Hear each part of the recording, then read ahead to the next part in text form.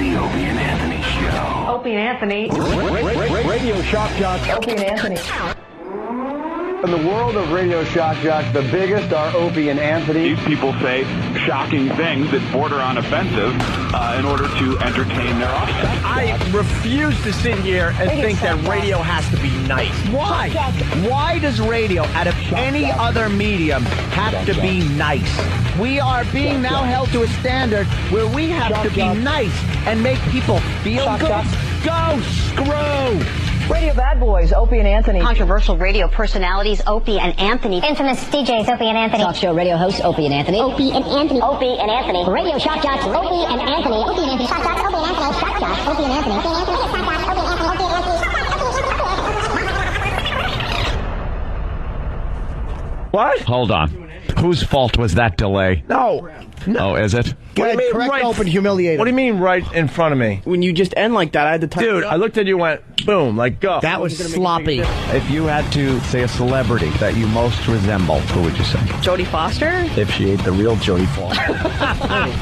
Silence of the Hams. This is where entertainment is going. I do not touch that. The only things that may touch that is toilet paper and baby wipes. I am right now. Holy, oh my God. They are sick freaks. How close did you get to having relations with the dog? You have to put oven mitts on all the German shepherds so they don't scratch and wash up. It's time for people to understand these are words. If you don't like them, turn the dial. But enough of this palaver. Let's get the show on the road.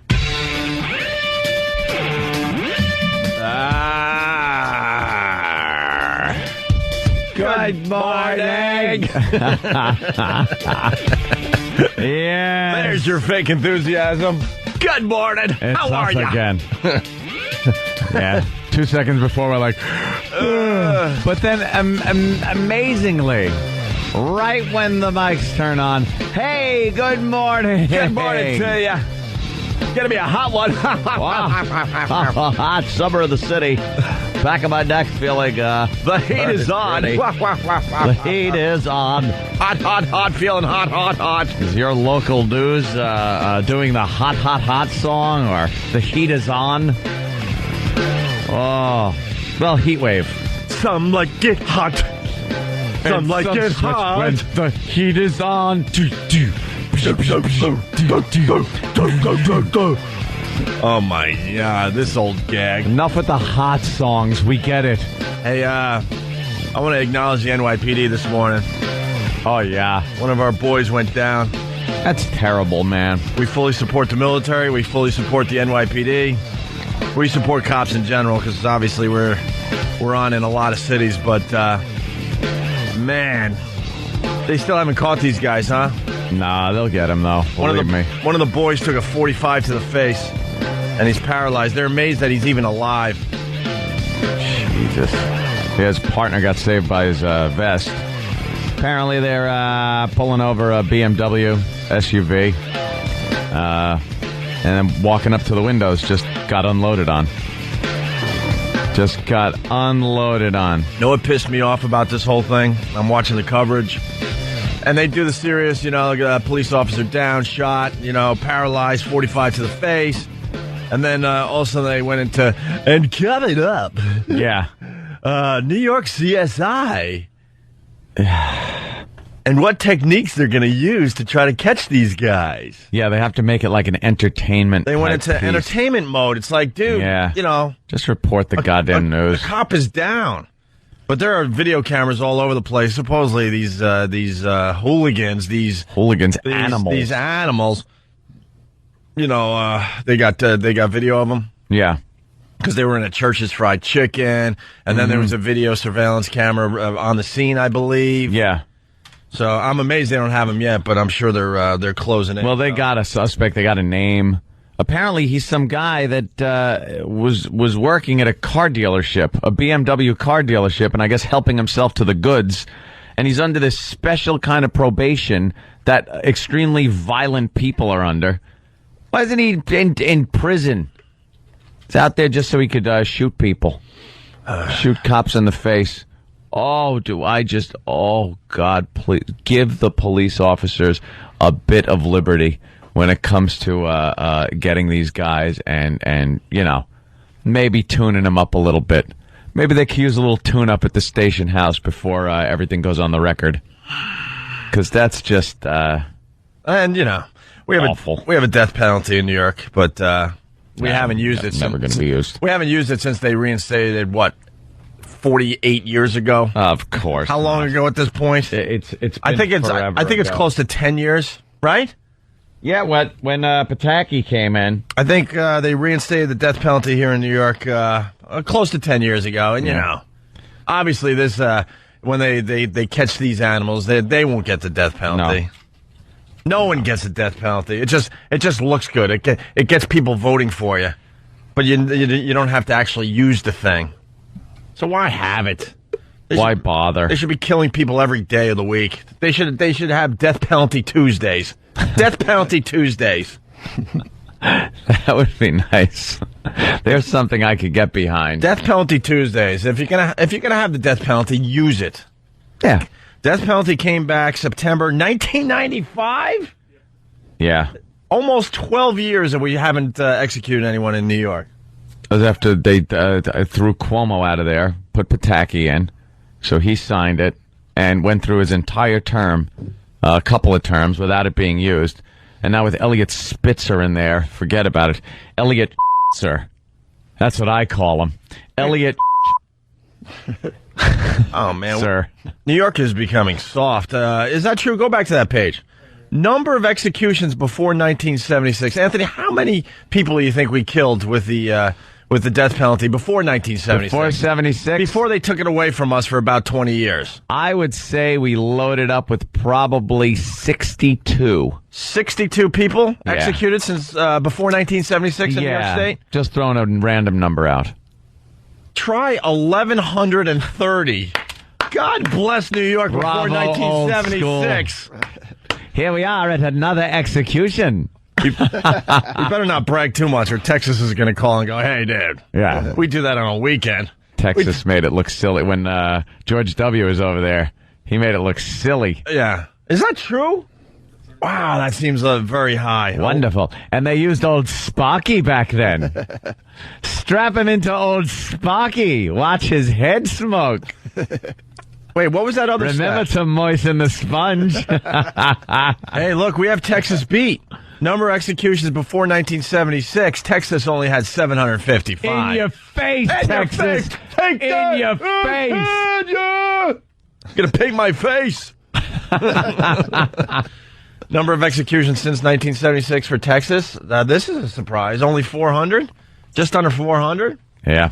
I think it's because they didn't go through the judicial system in Texas. Right. If they thought someone was guilty of something, there would be a lynching or a shooting or something like that. Yeah. They'd keep it out of the courts. Why tie up the courts with something as trivial as people's lives? Wow, we were animals in New York for a while. That's great. Before 1976, 1,130. Don't let those parking violations build up. You could be strapped into old Sparky. You don't want to see your family crying as your ankles and head smolder for a good 20 minutes. See, we don't have this quite down yet. Yes. This isn't 1976 music. I was thinking 1976 for this. But it's before 76. I'm sure they didn't chalk them all up in 76. Yeah. We were celebrating the bicentennial in 76. I'm sure many of these executions took place in the 30s and 40s. What did you do? Nothing? We think you killed someone. Into old Sparky you go. Just zero evidence. What kind of forensic evidence did they have back then? Who cares? They were guilty of something. That looks like it could be a fingerprint. Fire up old Sparky. He'll get the truth out of you. So, obviously, since 1976, New York State, 0.00. We went from kicking ass. Oh, yeah, to just nothing. Who beats us? Who beats New York before 1976? Now, that's what I need to know today. Oh, yeah. That's Go through the states. I would say, let me try to take a guess. Let me take a guess. It's got to be a southern state. Well, George is up there. George is up there? 950, but New York has him beat. Of course, this is before 1976. What state you want to try? What state? What state? Florida? It's before 76. Florida stinks. What about, how about we head out west and go to California? Oh, boy. Pretty liberal, though. We got them beat. Are we number one before 1976? I want the big styrofoam number one finger that just has like electric bolts going through it. And I want to know what state is, not counting Alaska and Hawaii. I still don't acknowledge them as states. They can't win anything. No, they can't be involved with this. No. Find the lowest and find the highest, E-Rock. You got a job today. Lowest has to be like Rhode Island. Or stupid Maine. Go to Maine. Go to Maine. Connecticut. Maine, 21. Before 1976. Yes, E-Rock? Wait, let me get you on there. Go ahead, E. So far, New York has beat the entire western part of the country. All right. All right, so maybe we did have a problem. Kicking ass east of the Mississippi. Maybe we did have a problem. We needed to take the responsibility out of our hands. One execution. What state had one execution before 1976? Wisconsin. Stupid cheeseheads. They don't want to hurt anybody. They just want to make cheese. That's okay. And root for their Packers. We just watched the Pack.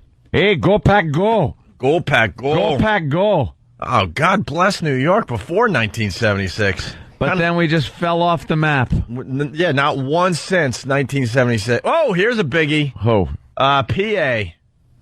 Pennsylvania. PA? Pennsylvania. 1,040. Wow. 1,040. But number of executions since 1976, 3. God, as a nation. What happened in 76? Than? I believe there was a nationwide moratorium. Right. On executions while they figured out if it was constitutional. Constitutional. Oh my God. The feds stepped in and ruined the state's fun again. All right, no one's beating New York before 1976. Let's go back to the old days. I call them the good old days. Let's go to Max in Dallas. What's up, Max? Hey, what's going on, boys? I think you got your info. That 400 was last week down here in Texas. 400 a week. Can you imagine that? Hey, by the way, we used to be heard in Dallas, and they decided they knew what they were doing, and they took us off that station in Dallas. Yeah. And I've been keeping close tabs on that station since they took us off. They are in the toilet. Good. Oh, yes, they are. And we got screwed twice. Not only did we lose you guys on KOLI, then when you had your little, shall we say, month vacation, lost you twice, and I had Nimrod saying, why don't you sit there and listen to it on your computer? Yeah, because I'm going to strap my PC to my back when I'm at work, dumbass. I love Max. You guys have a good one, man. All right. Yeah, that station's in the toilet, though, Anthony, since they got rid of us. They know what they're doing, though. They should all get the death penalty. Hey, speaking of the death penalty, nothing beats China, though. What was that story you were checking out this morning? Oh, it's classic. Some guy was chewing gum or something. They decided he had to be killed. They take their death penalty and their government very seriously in China. Yeah. Don't screw around. It seems the head of, their equivalent of the FDA. You know, we get the head of the FDA here. Supposed to make sure our food and drugs are all on the up and up for the protection of the people. And if they screwed up here, the guy would probably be reprimanded, and fired from that position. Well, in China, the head of their FDA screwed up. I guess there were some health concerns with some food or whatnot, and they executed him. Really? Bravo, China. They don't take any guff over there in China. Could you imagine in this country a government official going like, hey, I screwed up, and they just haul you away and lop your head off or something? That's fantastic. Hey, it keeps everybody in line, though. Keeps them honest. You know. Oh. God bless that communism. It works sometimes. Wow, is that true? Yeah, I'm getting some very sad news for New York.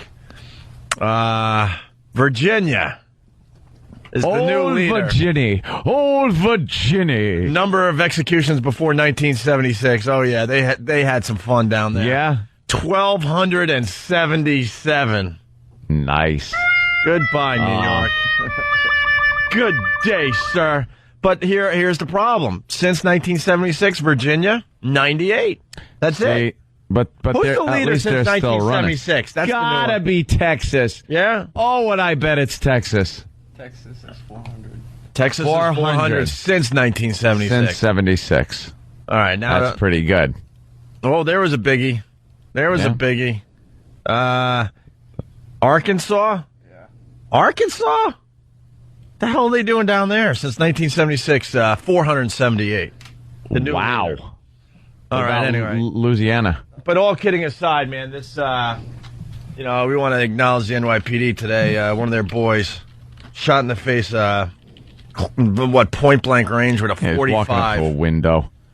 And they're looking for Dexter Bostic. Young guy. Dexter Bostic is on the front page of the paper. Yeah. Find this man. There's Dexter, all right. Ugh. And it was Herman Jan, right? Who's in critical condition, paralyzed? No. Huh?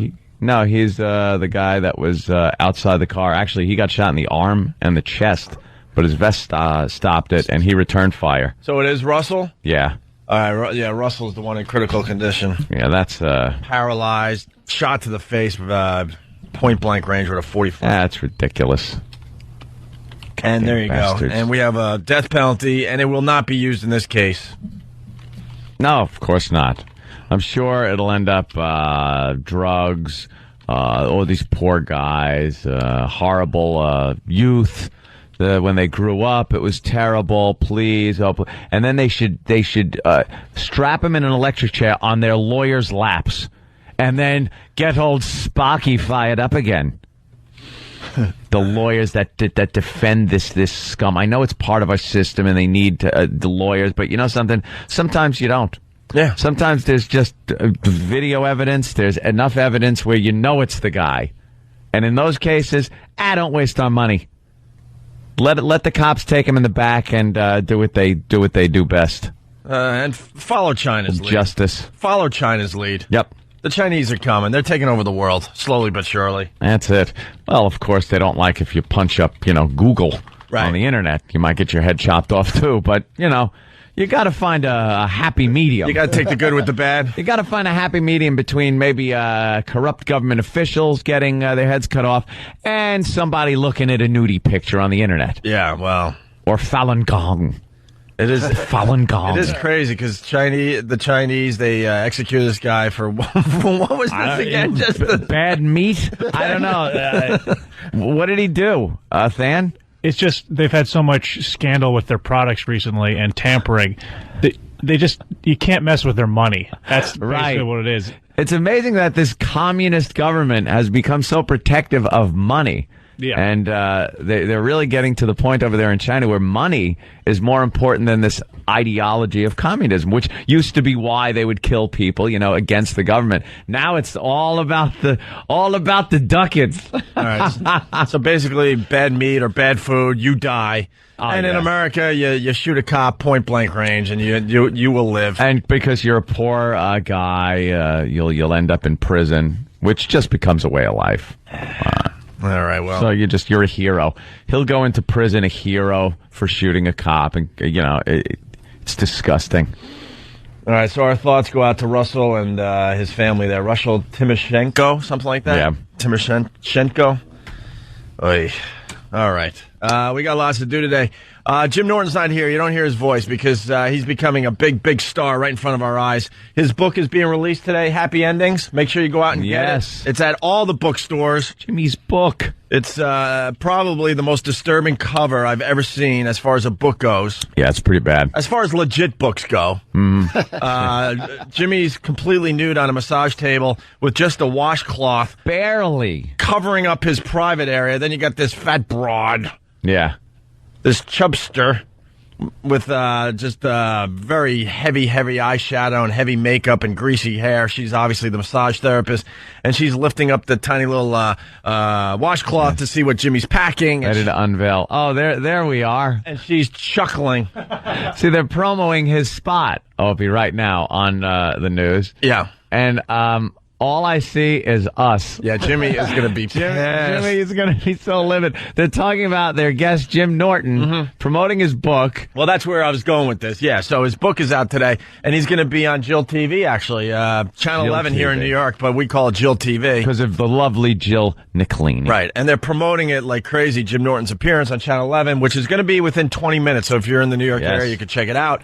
We'll try to play the audio here for everybody. And to promo Jimmy's appearance on Channel 11, Jill TV, they're showing a montage of Anthony and I. Yeah, not one even fleeting glimpse of Jimmy in any of those clips.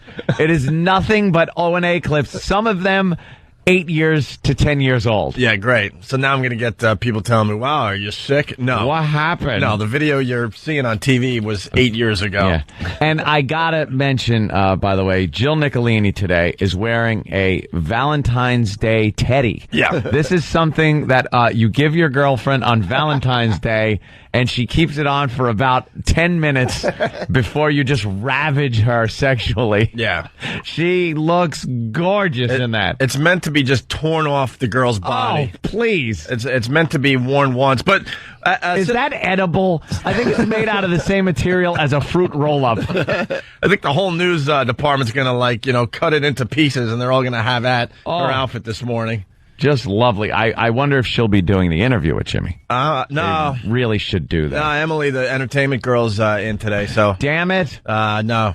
But, yeah, Jill TV is just terrific. We've been keeping track of Jill TV for a while now, and we put the stills up on our website. You get to see Jill and her outfit as she does this traffic thing every day. Yep. And since we've been keeping track, not the same outfit. She has not even put the same thing on twice, huh? No, and it's been well over a month, so we're looking at least 30 different outfits 30 already. 30 different outfits, and they all look like lingerie. It's stripper wear, basically. You think she goes to that stripper store? Yeah. And just picks up stuff? So go to our website and, check it out for yourself. It's Jill TV, and then little Jimmy Norton's going to be on Jill TV or Channel 11.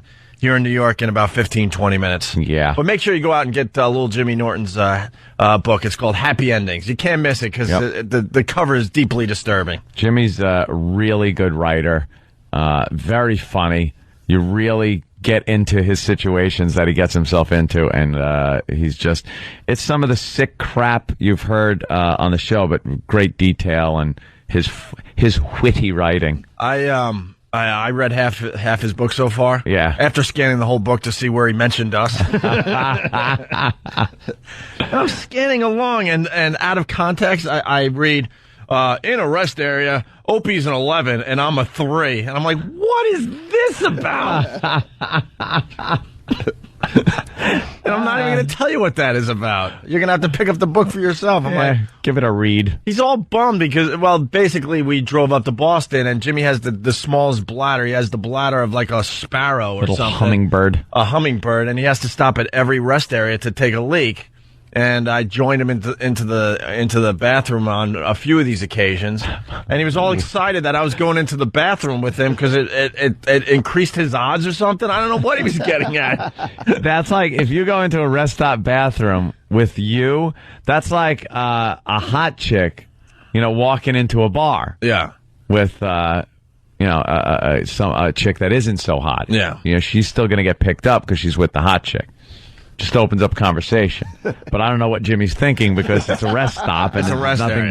But gentlemen. And he's bummed. He's like, Opie in the rest area is an 11. I'm a 3. I'm I like, don't think he wants to. What is this about? I don't think he wants to do anything. He just wants to be asked. I understand. It's flattering. Did you ever feel flattered if a gay man found you attractive or was you felt coming on to you? Would that flatter you? I don't think a gay person has ever. How do you know? Well, that's a good point, fella. I guess I'd be. I guess I would be. I guess. Oh, wow. After 13 years, wow. Time for me to wake up, I guess. I guess in a strange way, sure, I'd be flattered. Would you be flattered? I guess. Homo. I don't know how to answer that. I know that is an odd question because I think everybody wants to be attractive. Well, you know how I just answered that in my stupid head? I'm thinking, all right, if a fat chick that I would have no desire to have sex with, like hit on me, I'd be flattered. That's still. But I'm not having sex with that person. Still hetero. I just answered your question like I would answer it as if a fat chick was hitting on me. Yeah, even a fat chick. That the definitive word there is chick. Yeah, I understand. With a guy, though, it is an odd situation because everybody wants to be attractive and liked and found attractive by other people. So does that go for gay men finding a straight guy attractive? Does that straight guy think, wow, that's kind of cool, I'm flattered by it? Yeah. Because they look for guys like women looking at guys. That's how they look at guys. So the way they're looking at you is the same way as a chick looks at you. Yeah. So there's where your fat chick analogy kind of does work. I don't know. What am I going to say? All right. Jim Norton promoted in text on Channel 11. They're using text now. Okay. They have realized they have no video of Jim Norton for his appearance on TV this morning, so now they're promoting it in text. Could you have just found a few shots of the guy? We talk about this all the time. Even though we like Channel 11 here in New York and we call it Jill TV, they're lazy like every other news organization. I mean, they could have easily found like a clip of Jimmy on Lucky Louie. Lucky Louie is or a comedy, Crowd, stand-up, or his HBO special. There's a Jim Norton DVD out there from his half-hour comedy special they could have used. They could have snapped a picture of him in the green room. Anything. Do you ever see when they actually take the camera in the green room and you kind of wave, or you're sitting there like looking at the paper and you look up and you kind of wave, and coming up is Jim Norton? Anything. Right. But they showed us from 10 years ago. Yeah. So, all right. Well, make sure you check out Jimmy. Channel 11 here in New York. We got lots to do today. Our phone number, 877-212-5762. It's Rock Scream Tuesday. They're standing by with their Rock Scream. God, look at that. Indiana, Denver, Buffalo, all want to get in on the Rock Scream. It's also Hummer Tuesday. We'll explain that. That's a real one, man. Oh, yeah. Helping out the guys out there. Preston and Steve don't help out the guys out there. But they're kicking our ass. Because they got a bunch of homos that listen to them, obviously. Whoa. Homos listen to Preston and Steve. Homos. And fat chicks. Apparently so. We got hot chicks, and they're willing to give Hummers to their men. Because you're a fan of this radio show. We'll explain after the break. And also, it's Faraway Phone Call Tuesday. The dumbest. So far, we got a phone call from Long Beach. Long Island. So. Wow. Could we at least get a call from over the horizon? I don't want a direct line of sight to faraway phone call. Well, it's not our problem. We're broadcasting pretty high up here in this building that we could actually see the person as they're making a phone call. Yeah, they're waving from a phone booth. All right. Phone booth. We'll step aside and we'll continue. Year is this? Opie and Anthony. Another busy day on the Opie and Anthony show. We're hitting the road after today's show. Or later on tonight, right? Yes. Because we got Jim Norton's book signing here in New York City at Penn Station, somewhere around there. I guess there's a bookstore in Penn Station or around Penn Station. Do we have the details on that?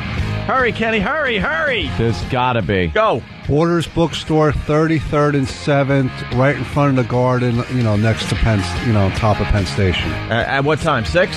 6 p.m. All right, Ant and I will be there for like an hour, and then we're heading to Philly because we're broadcasting live Wednesday and Thursday. You got Keith's Wow Motorcycle Run happening. They're leaving from here, I guess, tomorrow morning. Leaving from down the street over at XM. Keith, give us a call and give the details on that. And then we're broadcasting from YSP tomorrow and Thursday. We're doing the wildest thing you own. Last time we did this, we got a freeze-dried monkey with its mouth opened. Or its mouth open. Yeah, that was... And then things happen to the monkey. It's legendary in Philly radio.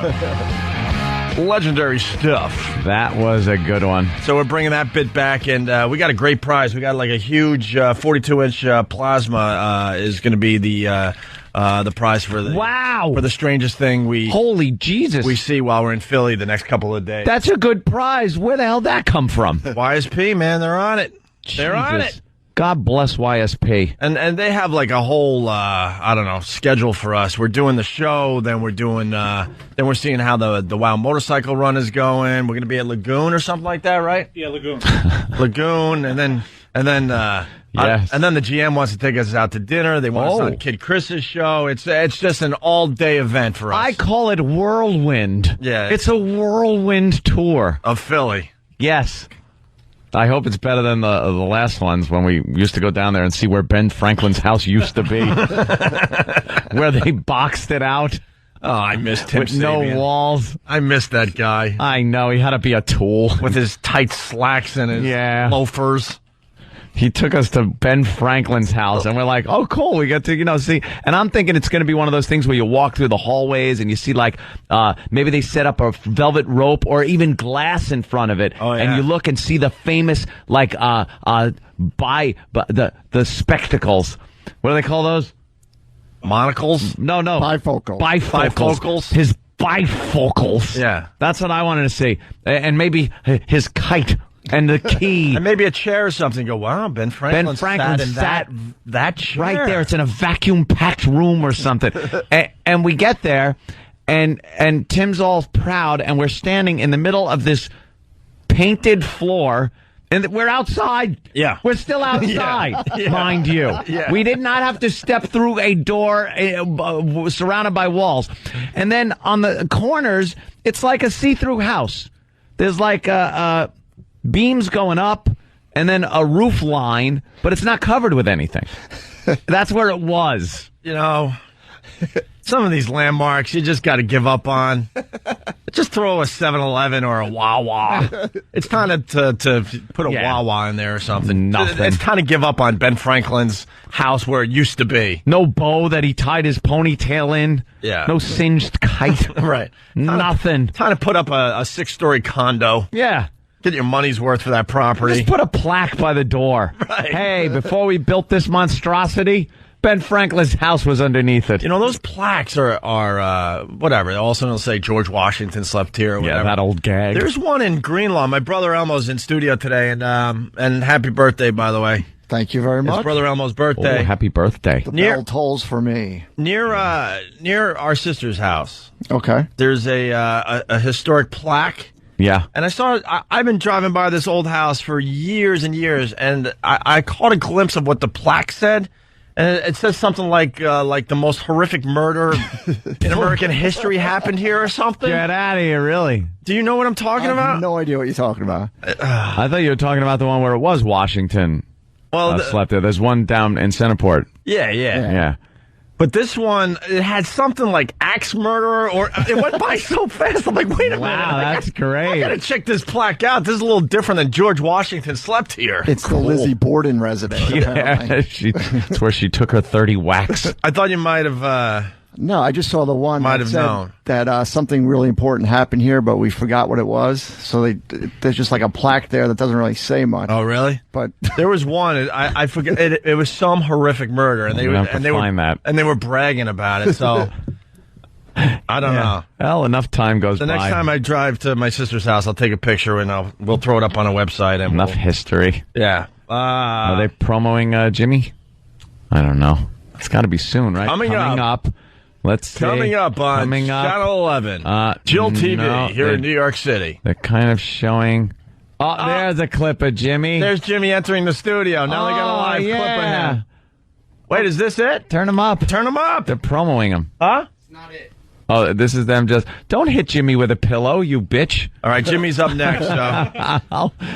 Jimmy is up next. Let's not forget. So keep listening to WISP for our visit to Philly. We're very excited. We haven't been down there in a while. We figured it was time to reconnect with the Philly listeners. Yep. Stupid Preston and Steve are having a run of the place, which just doesn't make sense. Someone just told me they give away ice cream. We're giving away plasma TVs. They have been there... left with no competition. Yeah. They're like, they can do as they please. Yeah. Well, we're coming back to town. That's right. We'll whittle your 20 share down to a 17 in no time. Damn it. The hell they get such huge numbers? Hey, we're up for the challenge. Me. We're up for the challenge. Trust me on that. It's going to get ugly. Also, let's not forget, we're an hour into the show, and we forgot this.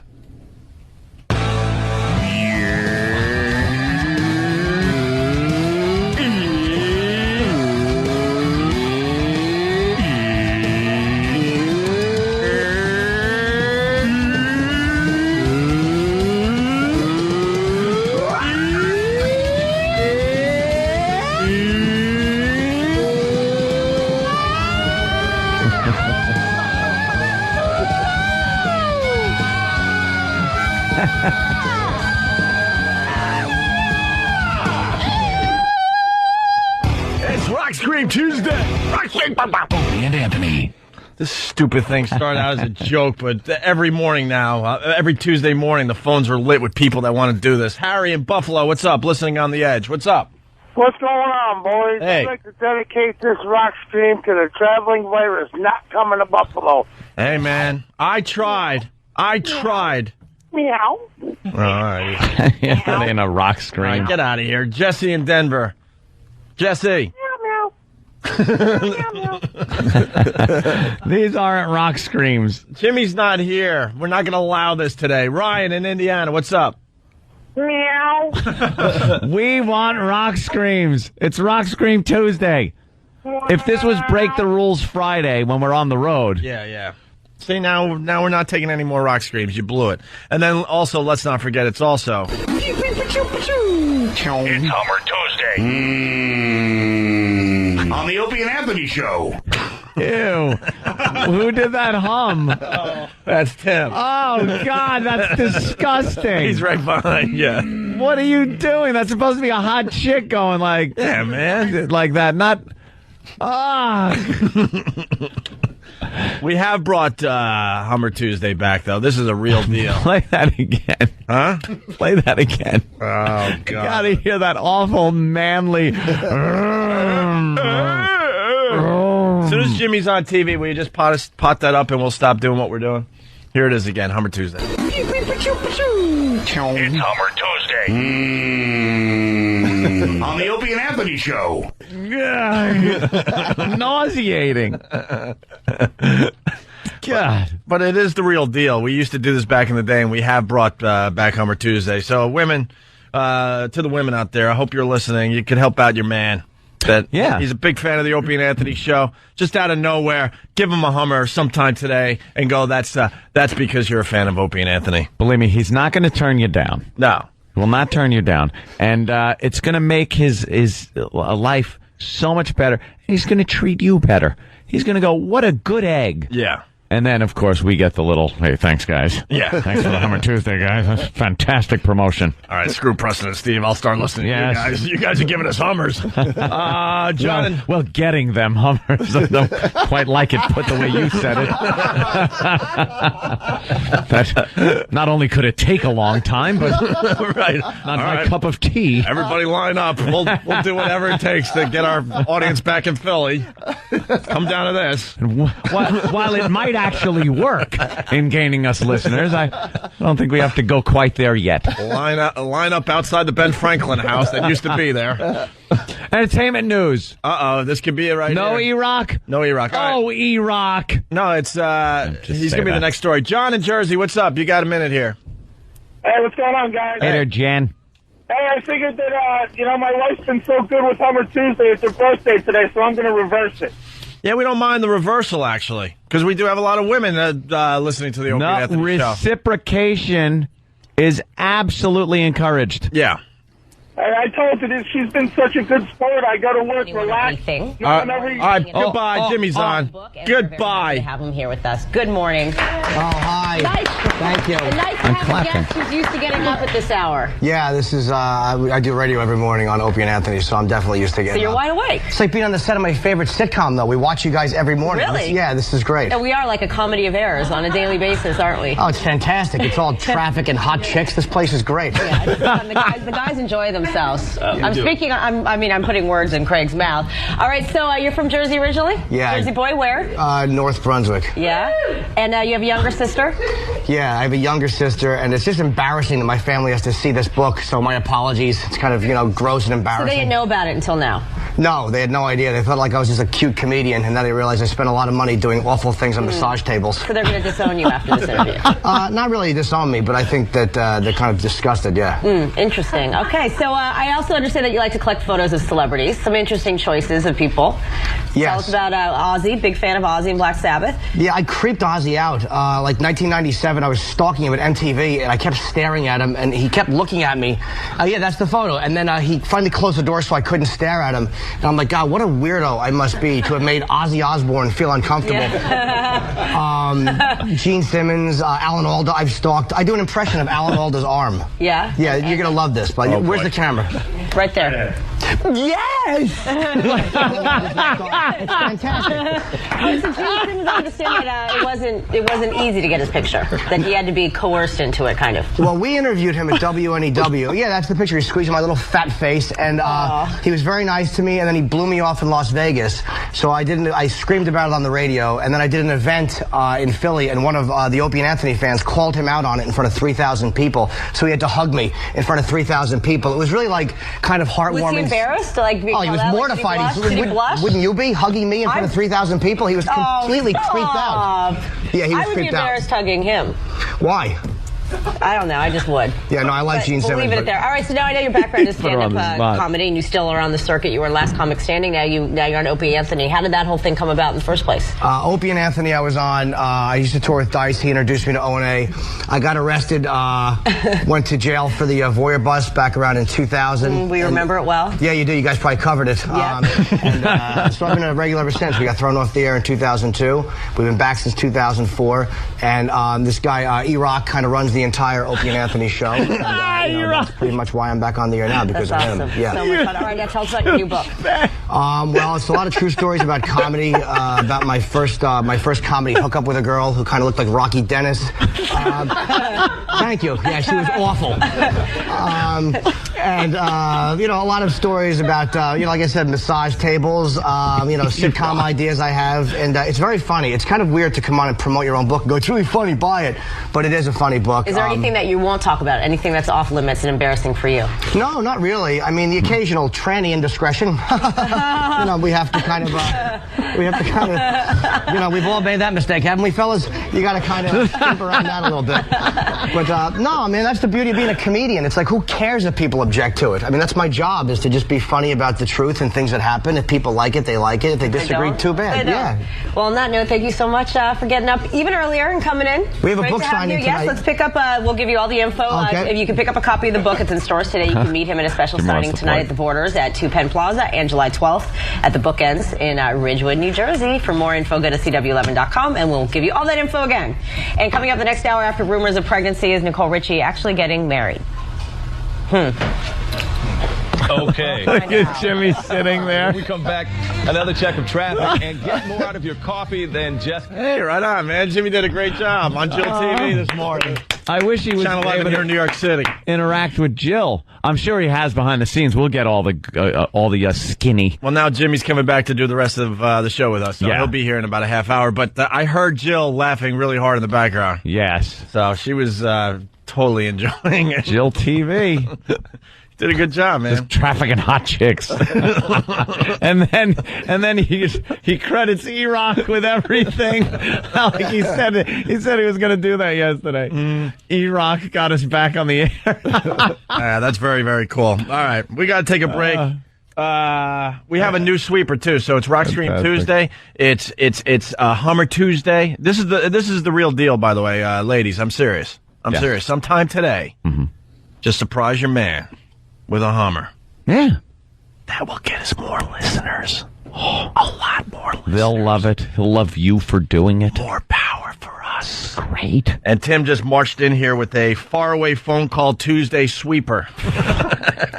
Faraway. It's stupid. Faraway phone call is stupid. It's official, though, because now we have a sweeper. Oh, God. It means we can't get rid of it. So you're stuck with Those are the rules. It's Opie and Anthony. Good morning. It's on Opie and Anthony. I keep turning little Jimmy Norton's mic on, and he's not here. He's not there. I put the Pal Talk camera there, so you're getting Jimmy Cam. Yeah. That's that's exactly where Jimmy sits, so you're getting the view Jimmy gets. He'll be here in a few minutes. Got Brother Elmo on the couch over there. It's his birthday, and he's going to shoot up live on the air today, right? You want me to shoot up? Sure. Going to shoot up? Yeah, he could shoot up live on the air for everybody. When do you want me to do it? It's Shoot Up Tuesdays. I'll do it on the Pal Talk cam. Have you ever seen this? It's pretty good, actually. No. It's pretty good. Where do you do it? It's awesome. Retina? Right into the retina? Into my toes, man. Nice. Yeah. So where were we? Oh, we were talking about Hummer Tuesday and the brand new sweeper that Tim came up with, which is deeply disturbing. Oh, yeah. It's really not going to help us, Tim. I mean, it should be a girl making a seductive humming noise after the actual promo. That would be like, wow, that's sexy and hot. Tim took the point of view of the male. No, that's never good. No, we understand what Hummer Tuesday's all about. Even if it's the pleasure end of the male, where he's like being pleasured. Yeah, it still doesn't matter. No. And it didn't sound like that, to tell you the truth, because I heard some sound effects in the background. And why would the guy be humming on Hummer Tuesday when it's oh boy? I'm starting to think that Tim may have let his sexuality slip out unexpectedly, a little oopsie as he's putting this together, man. Yeah. Well, want to hear it again? Yeah. All right. Let's see it. It's Hummer Tuesday. On the Opie and Anthony Show. See, did you hear that? Like, there's sounds in with the humming. Right. That is very disturbing. James Gum was sexier. Wow. Would you? Well, he didn't stop there. What? He also came up with this. Because it's also Faraway Phone Call Tuesday. Oh, how could I forget? And Canadian Tony, what the hell is it with all the goddamn bits? Next, you'll be doing the 8:30 infected needle bit. Is your needle infected? I hope to hell not. Terrible. Well, at least my birth and death would be the same day, so it'd be a nice. I don't think you want math. that. Why? That's a creepy thing. Why? You save on like letters and stuff on the tombstone. They don't give you a 2 for 1. What the hell you think? I think you got to like pay by the letter, right? Is that morbid thinking that? And do most people think that? Do you think that on your birthday? What? No, never. I think it on my birthday. Yeah, really? I think like, oh God, I hope I make it through today because I don't want my tombstone to have the same friggin' numbers on there. But it gives somebody something for people to talk about when they see. Oh, when they see it, go, oh, look at this guy. Look what happened. Died on his birthday. Yeah, that'd be cool stuff. Jeez. I don't know. It's morbid. I don't know why I have so many morbid thoughts. Anyway, so Canadian Tony, I hate to tear down like the ninth wall here, but we're making fun of radio bits by doing all these bits. It doesn't get the bit guy Tuesday. Right. Where people that don't get the bit comment on how they don't get the bit. You jackass. Well, here's the sweeper for Faraway Phone Call Tuesday. Great. It's Faraway Phone Call Tuesday! Okay. All right, there are so many things wrong with that. What's wrong with Faraway Phone Call Tuesday? What year is it? First of all, why is he yelling? Why don't you have He's got me yelling. Why is he yelling into Why don't you have the same excitement as I do? Because that's silly. It's not. Listen again before you react. It's Faraway What's code? Phone Call Tuesday! Is he yelling because he's far away? Yes. But it's a phone call. You ever talk to somebody like around the world? You could just go, "Hi, how you doing?" And they go, "Fine. What are you doing?" "Oh, nothing. I'm in Australia. It's beautiful here. You know? Do you know it's actually winter here?" Right. "Yeah." You don't have to go, "Hey." Do you hear the Morse code in the background?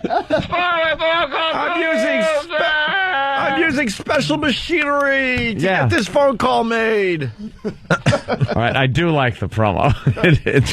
It does give the impression. It's catchy, right? See, I also have to put myself in his position thinking, how do you do a promo that shows that the phone call's coming from far away in this modern time where it doesn't matter? You have great phones these days by taking it retro like that. Oh, Jesus, I just saw that guy. Why are you pissed? Oh, no. Jimmy just had a great appearance on TV. Really? I thought it. Why are you pissed? We're so happy today. We've done a great hour of radio. We simulcasted your TV interview. We're all happy. Because they didn't... Turn that frown into a smile, sir. They didn't show the graphic of the book. They didn't say the name of the book. She said she wouldn't say it. Oh, they wouldn't say the name? They wouldn't say happy... Wouldn't say happy ending. So I'm like, well, let me hold it up. And she's like, we have a graphic. So I just kind of felt like I got thrown under the bus. That's why I felt bad, because I was like, oh, man. I was like, that must have been awful. It must have looked terrible. No, actually, it was a great interview. You're very funny and everything. I didn't even... You know something? I didn't notice. Oh, okay. They didn't show the book. Oh, I figured you guys were going to kill me, so I was so cranky coming over here. No. Stop being cranky. We've had a great hour of radio. We're proud of you. It was hilarious. Yeah. Gave a shout out to E-Rock. The E-Rock responsibility thing. And then the world was able to actually see your Alan Alda impression. Right. Oh, I and forgot I did seeing that. it is that put it over on me. All right, I feel better. Yes. They didn't let me get in the... and Jill was laughing her ass off in the background. I heard her. She was great. I was going to show the cover. I wanted to say that was E-Rock in a blonde mullet wig. I really wanted that cover. Honestly, they should have shown the cover. But besides that, it was great. Oh, okay. All right. Thank you. They got the info for the book signing out. Everyone knows you got a book out. And, they should have said the title, Happy Endings. I mean, how could they not say happy endings? I don't know. It could mean anything. That's where we're at in this world, It's Jimmy. a happy ending. Unfortunately. I feel better. The book has a happy ending. Oh, it does. No, we got a nice energy today. We're happy. It's been an hour of hilarity on the radio, and you did a great job on TV. She was very sweet, actually. Was she? Yeah, she was. She's really nice. She's very aware of the effect. She came right in and said hello. I mean, the whole staff is really cool. Yeah, and they're all big fans over there. They are. The behind the scenes guys are all like, dude, I love the show. They're all really cool. Really? Yeah. So she was really fantastic. Yeah. Yeah. Did you get a picture with her? Of course. Where is it? Let me see. I got to see his picture, and this must be posted immediately. And she's aware that we're doing Jill TV every day? I told her. She's like, yeah, with the little hearts. She's seen the graphic. She saw the graphic. Well, every day we take a picture of Jill and throw it up on our website for Jill TV. You can check it out on our website. What a great picture. Yeah, let me see. Good, right? That's a great picture. She's got a Valentine's Day. Nicolini. She's got a Valentine's Day Teddy on today. Is she hot in person, Jimmy? Oh, she's fantastic in person. Yeah. Does she smell good? Yeah, and she feels good because she's like a little, Feels good. Oh, we took a few pictures. She took some for CW11. So you put your arm around her? Of course. And you got to feel her hip? The upper hip, yeah. Yeah? Yeah, they took like 8 pictures for CW11. There you go. Jimmy, it was a great appearance. Okay, thanks. Were you filling? No, I was too nervous. Yeah. I had coffee, so I didn't want to breathe in her face. So I'm like talking to my teeth. Yeah, see? All right, Jill, see? No, I just drank coffee. I got to talk out of the side of my mouth, see? They should have shown the oh, no, you guys made me feel totally better. Maybe they just really good. Maybe they just messed up because they're like a Mickey Mouse organization. Yeah, Mickey Mouse operation. No, what bugged me was when I came off, right? Because I would have said the name of it at least. Just said Happy Endings. I wouldn't have went crazy. And I'm like, did you guys show a graphic? The guy's like, we'll show it online. I'm like, well, why am I on television if you're going to show it online? It should be on the web. Yeah, it's silly. Why am I just doing a simulcast somewhere? You got many LOLs. Oh, yeah. Okay. You got people that were LOLing. Yes. I forgot I did that. Oh, is that great? I can almost do it. I'm you excited. just did it. It was great. Yes. Do you see? I just made them acknowledge I was going to do an impression. Of course. It didn't fit in anywhere. I'm going to do it. Where's the camera? You're like, where's the camera? They were laughing hard behind. You could hear the laughs in the background. Yes. Oh, okay, thanks. Yes. And in honor of your fine TV appearance, we got Ernie in New York. He wants to give you a rock scream, Jimmy. Okay. It is Rock Scream Tuesday. Ernie! Good morning. What's up, Owen? Jim, you rocked on TV. You sounded great. Oh, thank you. In honor of your great experience on CW this morning, I got a rock scream for you. This is Gene Simmons. Oh, yeah! There you go. All right. Great day, guys. Not quite a rock scream, dude. We better get Jimmy up to date here. Tim has decided to do all sorts of sweepers for our radio show because it's Rock Scream Tuesday, Hummer Tuesday, and Faraway Phone Call Tuesday. Oh, good. We don't need to play the Rock Scream Tuesday sweeper. No, that's long and his Hummer Tuesday one. You tell me what's wrong with it. Jimmy's gonna love it. You listen and tell me where the problem is. By the way, Jimmy, I was telling the story. I'm halfway through your book and I'm enjoying it. Happy ending. Where's the book signing today? Because I got a little confused when they said 2 Penn Plaza. I don't know that. Yeah, it's on Borders. I think that's 33rd and 7th. It's right by Penn Station. It's the Borders at 6 p.m. tonight. And we're all going, and then we're heading to Philly for our big couple of days in Philly. Yes! Yes! Philly, keep listening to YSP for all the details, but we're very excited about our trip to Philly. Anyway, I'm going through the book, and of course I have to go through the whole book to see where you mentioned me. And all of a sudden I come across a paragraph. All it says is, Opie is an 11 in the rest area, Opie is an 11 and I'm a 3. Do you remember we were traveling to Boston? I kept standing next to you in the bathroom. Just making me uncomfortable. But that's all I see in the book is, in a rest area, Opie would be considered an 11 and I'm a 3. I avoided a lot of O&A stuff because I know eventually you guys are going to come out with a book, and I just felt it would be kind of a scum move. Yes! Yeah, for me to do all the Opie and Anthony stories. I did the Voyeur Bus. Thank you. But no, that's just not cool to do. Ooh. And that was why I stayed away from a lot of it, because, you guys are obviously going to do that sooner or later. I'm doing the whole thing about E-Rock. Yeah, there's rumors flying around about our book, yeah. Wait, you're doing it about E-Rock. We should call it Fat Heads and Failed Dreams. No disrespect, Eric. None taken. All right, here we go. So Tim came up with the Hummer Tuesday sweeper, Jimmy. Yeah. Just to figure out the problem. Come on. It doesn't feel like it doesn't feel like queuing up today. Preston and Steve stuff queues right up. It sure does. Mm-hmm. Oh my God. That's why they beat us. Here we go. It's Hummer Tuesday. On the Opie and Anthony Show. What's wrong with that, besides the fact he said hit record? See, we're finally bringing back Hummer Tuesday. A lot of these bits we're doing, we're just making a mockery of the whole thing. A mockery. But Hummer Tuesday is real. It was great back in the day. And when you think Hummer Tuesday, you think sexy. Girl. You think girl. You think like slobbery. You want to hear the sound. You think. Right. You want to hear the sound of a girl maybe enjoying a lollipop. Right. Being recorded and giving a slight, sexy, bedroomy hum. Right. As she's doing that. And that's what you want. And instead, you get this. It's Hummer Tuesday. On the Opie and Anthony Show. You get a dock worker. I'm thinking someone's sexuality slipped out. It sounds like Lee J. Cobb and On the Waterfront. You'll never work these docks again or get a Hummer, Terry. Right. So, well, boy, I'm sure the women are just racing to their man as we speak. If that doesn't get you in the mood, nothing will. Right. And then he didn't stop there. He came up with the Faraway Phone Call Tuesday sweeper. First of all, I think Faraway Phone Call Tuesday is ridiculous. And the sweeper for it, I kind of like it, but just give it a listen. It's Faraway Phone Call Tuesday! Jim, comment? There he is. Yeah, he's waving at you from the other room. He should make a faraway phone call from the unemployment line at Kinko's. Yes, putting his resumes together. That is just. I love that there needs to be Morse code.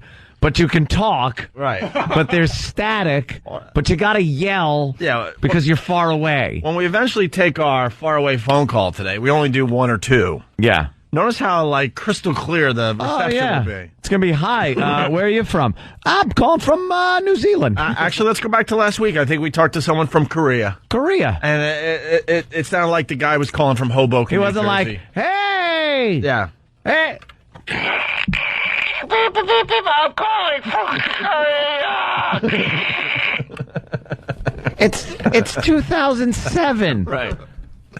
It's amazing. By the way, someone called from Detroit for faraway phone call Tuesday. Yeah. And we had to tell them, we're being heard in Detroit. Yeah, the people in Detroit would find that silly. It's not far away. Right. I saw someone from the UK, but they hung up. Well, we'll get a faraway phone call in the near future here. Yeah. By the way, we sent interns Jared and Matt down on the streets of New York for some rock screams. Oh. This is just an excuse to make fun of Jared's awful body and haircut. Holy mother of God. Anthony out of nowhere just started beating him up. I'm like, this is unlike him. I couldn't bring him in. I couldn't look at him bring in the 20-year-old disaster. Let me tell you, if he was even 25, I would say, okay, some people at 25, hit the wall. He's barely out of his teens. Right. And look at the swagger. Oh, no. First swagger kid comes in. Yeah, that's the Abercrombie and Fitch model. Yeah. That we decided needs to work here for some reason. And then there's just Thanks, Steve. Jesus. The disaster. At 20, this kid's body should not be like this. And people get confused out there. Now you're picturing out there a fat guy. Like, you could carry fat. You know what I mean? People could carry fat. They're meant to be fat, and they could just carry it well. There's something wrong with Jared. It looks like he has like an inner tube on, and he's ready to jump into a city pool. Yeah, he's got that thing going on, and but it's the whole package. Like, he's dumpy. There's like this like he's melting or something. Where the hell is he? I don't know. Oh, he's getting coffee. He's getting coffee. Yeah, good. Is he? So we're going to just stop the whole radio show and wait for the intern to come in after he gets his coffee. I guess right? if he was out getting coffee, We're swapping him out with another intern. What? We're swapping him out with another intern and bringing him back up. He was out doing something. He was out getting coffee. Oh, getting actual coffee. Yeah, for the staff. I thought he was getting his own coffee. Like, I'll come down when I'm good and ready. Oh, dude, you should have let him believe that. They would have smashed him. When he walked boy, in. would I have. Nice Starbucks. No, I was ripping him apart a little bit, a lot of it, during a commercial break. Yeah, because he walked in with something, and I just looked at him and said, he's like a cartoon. Like, his body is like it's been drawn. Because human bodies don't grow like that. He looks like he is like a South Park character. Yeah. Yeah, it's like this big, dumpy lower half, the inner tube around his gut, and then he hunches over. He's hunched over. Like he has scoliosis yeah. but he doesn't. And he walks just with his head kind of up because he's so hunched over, so he looks up like through the top of his eyes and walks with his arms swinging. But his palms are facing directly behind him. Yeah. Like kind of a gorilla walk thing going on. Yeah. It's just, I'm stunned. And it all just hit me when he walked in before, and I asked how old he was. I expected him to say like mid to early, late 20s kind of a thing. He's had time to let himself go. You're just out of your teens. What is he doing? He walks like the Sasquatch in that footage. Yes. Where the horses like all... The guy fell off the horse but kept filming Sasquatch. That's how he walks. Yeah, the Bigfoot's kind of waving with his big stupid arms swinging. Yeah. You know what, Jared? He looks like his self-esteem. Oh, yeah. If you needed a picture of his self-esteem, it's him. He looks like his inner thoughts. Yeah, it's mopey, sad. Yeah, he's not hiding anything. His body shows it all. I don't picture one happy moment in that guy's life. Well, let's go right to this as Jared comes back up from getting coffee or whatever the hell he does for us. Who knows? The boys went on the streets of New York to get some rock screams. Rock Scream Tuesday here on the Opie and Anthony Show. Walking down Fifth Avenue looking for people. Sir! Is that you? Right, yeah, that's Wow, you're kind of over the top. yeah, a little bit of caffeine that day. He went with his radio voice. Hey, you got to get on that. That's like a classic radio voice. Yeah. Hey, Rock Scream Tuesday. I thought that was actually a listener doing it, like as a goof. I thought he said, "All right, just say Rock Scream Tuesday." No. Rock on! Thank you. That's Alicia from Canada. That sounded like a half-assed Canadian rock scream. All right, what's your name and where are you from? I'm Kristen. I'm from Lexington, Kentucky. All right, give us a rock scream from Kentucky. Wow, I'm blown. Thank you. They did understand the concept of the rock scream. They were very varied, though. They weren't... Yeah? Here comes Jared with his Jared's duty hat. got his duty Let's hat not forget, on. he is the star of the Duty Hat video. That's Duty. We forgot that he's the star of the Duty Hat video. That's up on all the websites, all the video websites. Do you remember any of your lines? Did someone say Big Boy made a duty?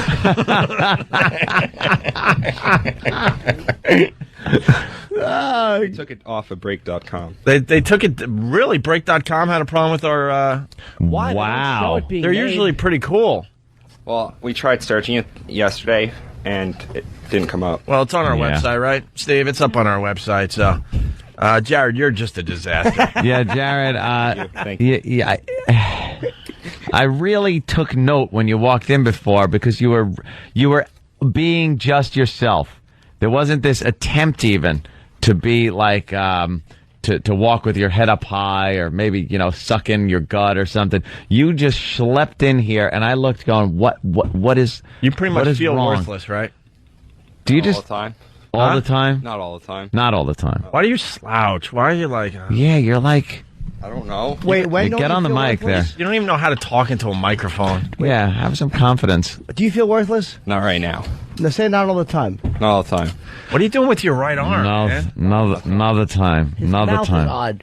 Is it? Yeah, I was watching his mouth. It's kind of like not all the time. Like it doesn't close. Not all the time. It's like he's so busy opening it for other reasons. It's just kind of going to stay open. You know what he reminds me of? I finally figured out. You guys ever see like a hypnotist, one of those hacky shows?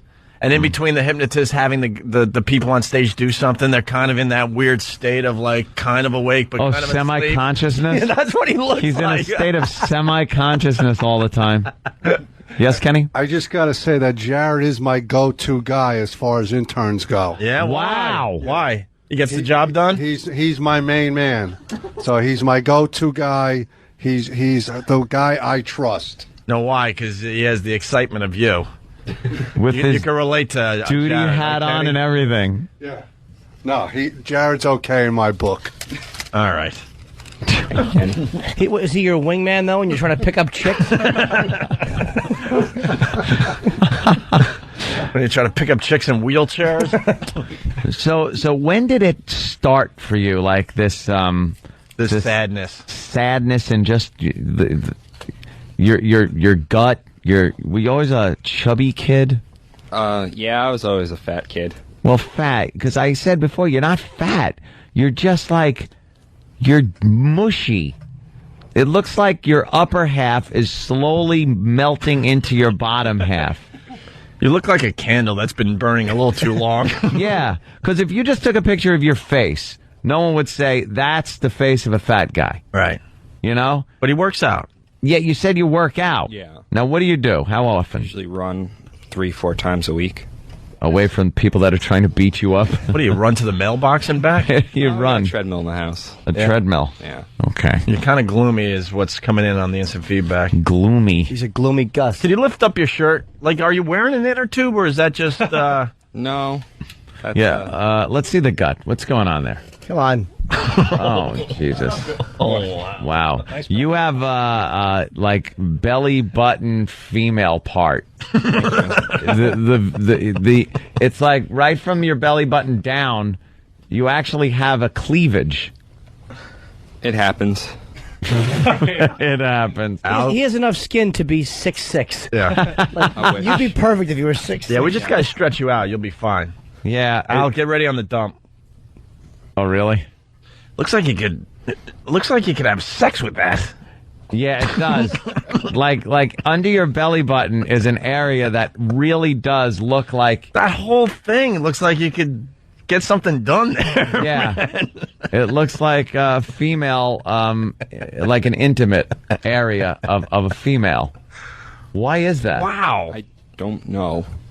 If I knew that, I'd try to solve the problem. Like your belly fat is divided into two separate entities that are separated at your belly button. Do you have an appendix scar? No. So we're pointing out something that you've been self-conscious about for many years. Yeah. Yeah. that's our job on this show, I guess. Were you fatter? Yeah, at one point. You were? Yeah. All right, put your shirt down. We're all feeling bad for you now. Are you talking about the way? No disrespect, but are you talking about hormones changing? I'm starting to feel bad for people. The fat What's wrong kind with of me? The fat kind of like there's a part of the fat in the middle. Yes. That's from the pants being pushed up. Is that like that? Lift your shirt again. Not to make fun of you, but like, is that buckle pushing the fat up into two halves, or is it like that when you're nude? Oh.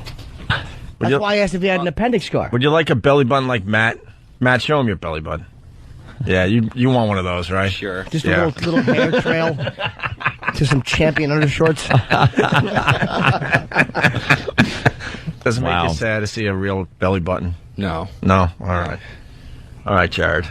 All right, Jared. I don't know. I don't know what happened, though. During the commercial break, Anthony just decided to go after you. I feel like I started like I wanted to help him out, and it just ended with me yelling at him. I was just yelling at him. Because he's 20. Mm-hmm. For the love of God, what are you doing? You must eat horribly. I try to eat healthy.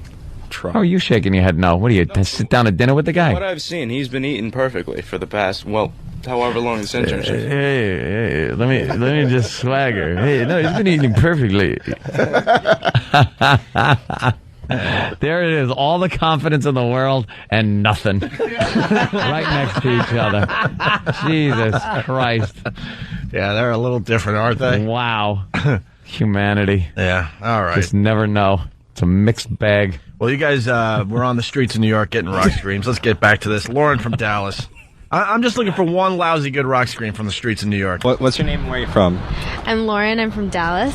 Okay. Now you're obliged. See? You get your name. Okay. Ah! You gotta do better than that. Oof. They just don't understand the concept. No, of rock no. scream. We're bad. Were you explaining to them that the whole... Well, Jared gives her an example here. Oh, good. I don't know. Give me an example.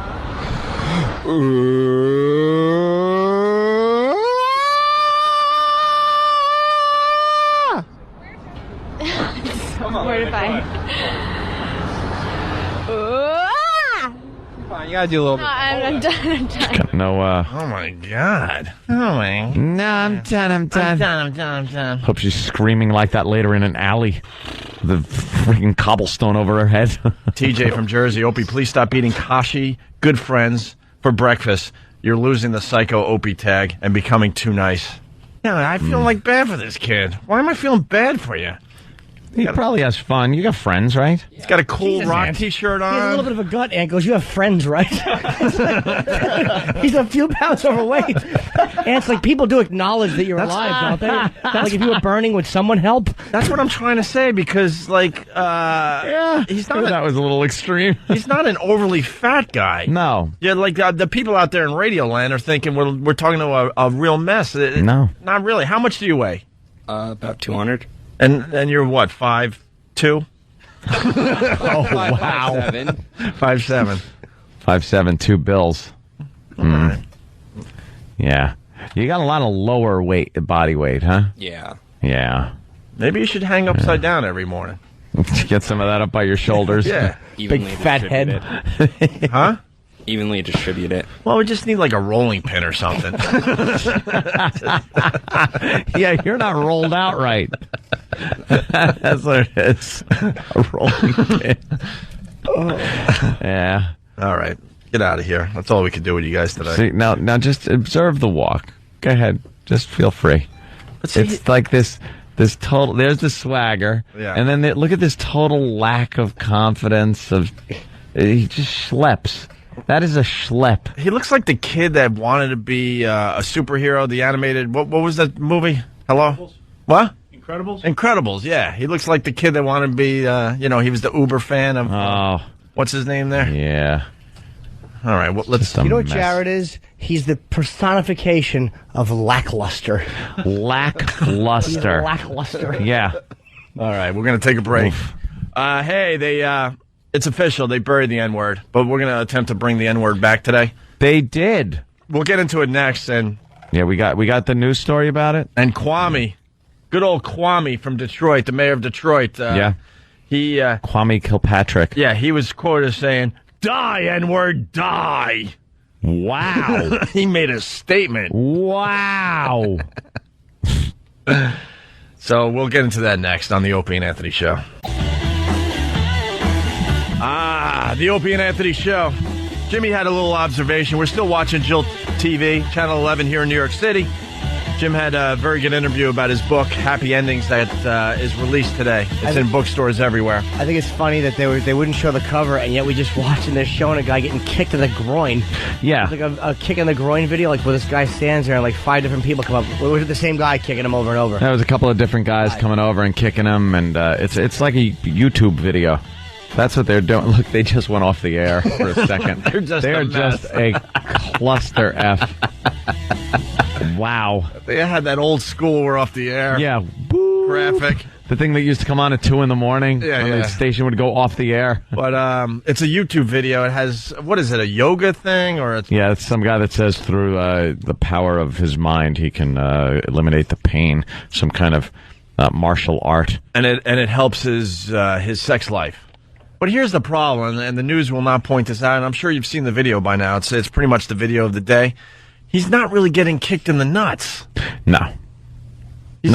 He's getting kicked like in the area between there and the dirty spot. That's what the guy's foot is doing. He's kind of curling his foot around, you know? Right. He's getting kicked in such a way. I mean, no one would be brave enough to even go for this type of kick, but he's not getting hurt because he's not getting his area kicked. No. Probably has a fetish for it, actually. There's guys that like that. He probably has a fetish for it. Funny you should say that, Jimmy. Back at NEW, we had that guy come in and get nailed in the old, not that guy. A guy with a fetish. Right. Guy with a fetish. Right, a different guy. Yeah. And remember the grandma that kicked him? Yep. Do we have a bit of that? All right, really fast, because Jimmy mentioned it. Here we go. This guy, I think we explain it. Go. 2 guys getting kicked hard right in the crotch with no protection. Oh, that got him. If he wasn't chained up, he would have fallen down. This is not right.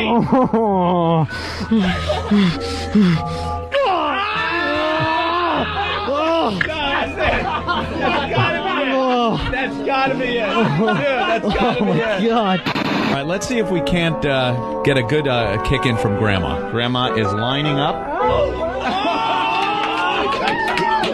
He's down. He's down. He's down. You don't taunt Grandma like that. Come on. She got the bullseye. Grandma still got a chance, right? Let's hear it for Grandma. Grandma, put him down. That's yeah. There's your fetish, Jimmy. I remember that grandma wound up and just kicked him as hard as she could with her orthopedic shoe. All right, they buried the N-word, everybody. Yeah, apparently we talked about it a little yesterday before the ceremony. Mm-hmm. And I guess they had the ceremony. Actually, in a cemetery. Yeah, there's going to be a headstone. I guess. And way to make a mockery of the whole thing. Oh. And way to give the word a lot more power, by the way. This could be the dumbest idea ever. Like we said, there's so many other things that really need to be addressed besides this fake funeral for a word. What is that accomplishing? I don't know. Why not address guys that shoot cops that eat Popeye's chicken? Yeah. That shoot cops in the face. With a 45. Yeah. Where's Al? Where's Al? Sure, Al's in hiding until the next shock jock says something a little edgy. Yeah. Because that's dangerous. That's way more dangerous than what happened here in New York City. Point blank range guy takes a 45 to the face. Routine traffic stop, basically, is what it started as. Yeah. They didn't even get to the point of asking for license and registration, really. They walked up to the door, boom. That's Blam. Where's Al? Where's Al today? Where's Al when it comes to the real issues? Yeah. Anyway, they buried the N-word. What do you say, Al? Nothing. Where do you think Al goes when these really tough stories hit the paper? He doesn't care. You think he goes down to the Caribbean? But he's got to hide. I mean, because I'm sure there are enough people out there that are actually going, "Hey, Al, hello." He goes, "Did you see the front page of the paper today?" You know what he says? It's not my problem. They have people that stick up for them. I only go to the hospital beds of the people that the cops shoot. Yeah. Those upstanding citizens. Yeah, he would say something like that, like, "Well, while our condolences go out to the families of those officers." Our young brothers, and then he would take it right back into that. Right. That's exactly where he'd take it. Exactly. Not to change back to what we were just talking about, but Chuck in Jersey, this is very important. Chuck, what's up? Hey, what's up, boys? How you doing today? All right, man. You guys talking about people getting shots in the nuts, man? I'll tell you, I'll come up there tomorrow morning and I'll take one in the your phone crapped out, but you'll take a couple shots to the groin? Yeah, sure. Yeah, why the hell not? Well, we're broadcasting from YSP tomorrow morning. Oh, well, far away. I'd have to come up. All right. Well, when we'll be back in New York, Friday? You can come in Friday and we'll do it. That'd be fine. Yeah, set it up. I'll what time I got to be there? I get off work at 6. Is this one of your fetishes? What's that? Is it a fetish? No, I just don't care. I take pain. I like pain in general. I'm damn near impervious to it. You want a girl to do it? You want a girl or E-Rock? Your choice. I don't care. I don't care. Jimmy can kick me. Anthony can kick me. No, I ain't. Kick me. No, we got too much to lose. Right. E-Rock has nothing. We'll throw him under the bus for this. All right, hold on the line. We'll try to figure this out. We got to get a girl that knows what she's doing when it comes to that little fetish. Okay, they buried the N-word. Let's get into this a little bit. Yes, the NAACP has buried the N-word. And it was buried in a pine box. There was no mourning at this funeral. No, hundreds of onlookers cheered Monday as the NAACP. What? Huh? What? Hundreds of onlookers cheered. No. What was the sentence before that? There was no mourning at this funeral.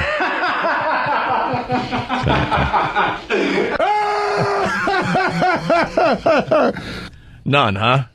Well, some people may have mourned in private. Did they ask Southey? They asked some of the people, yeah. No mourning whatsoever, huh? Not a one, huh? Apparently not. Not a one. Not as per this report. Really?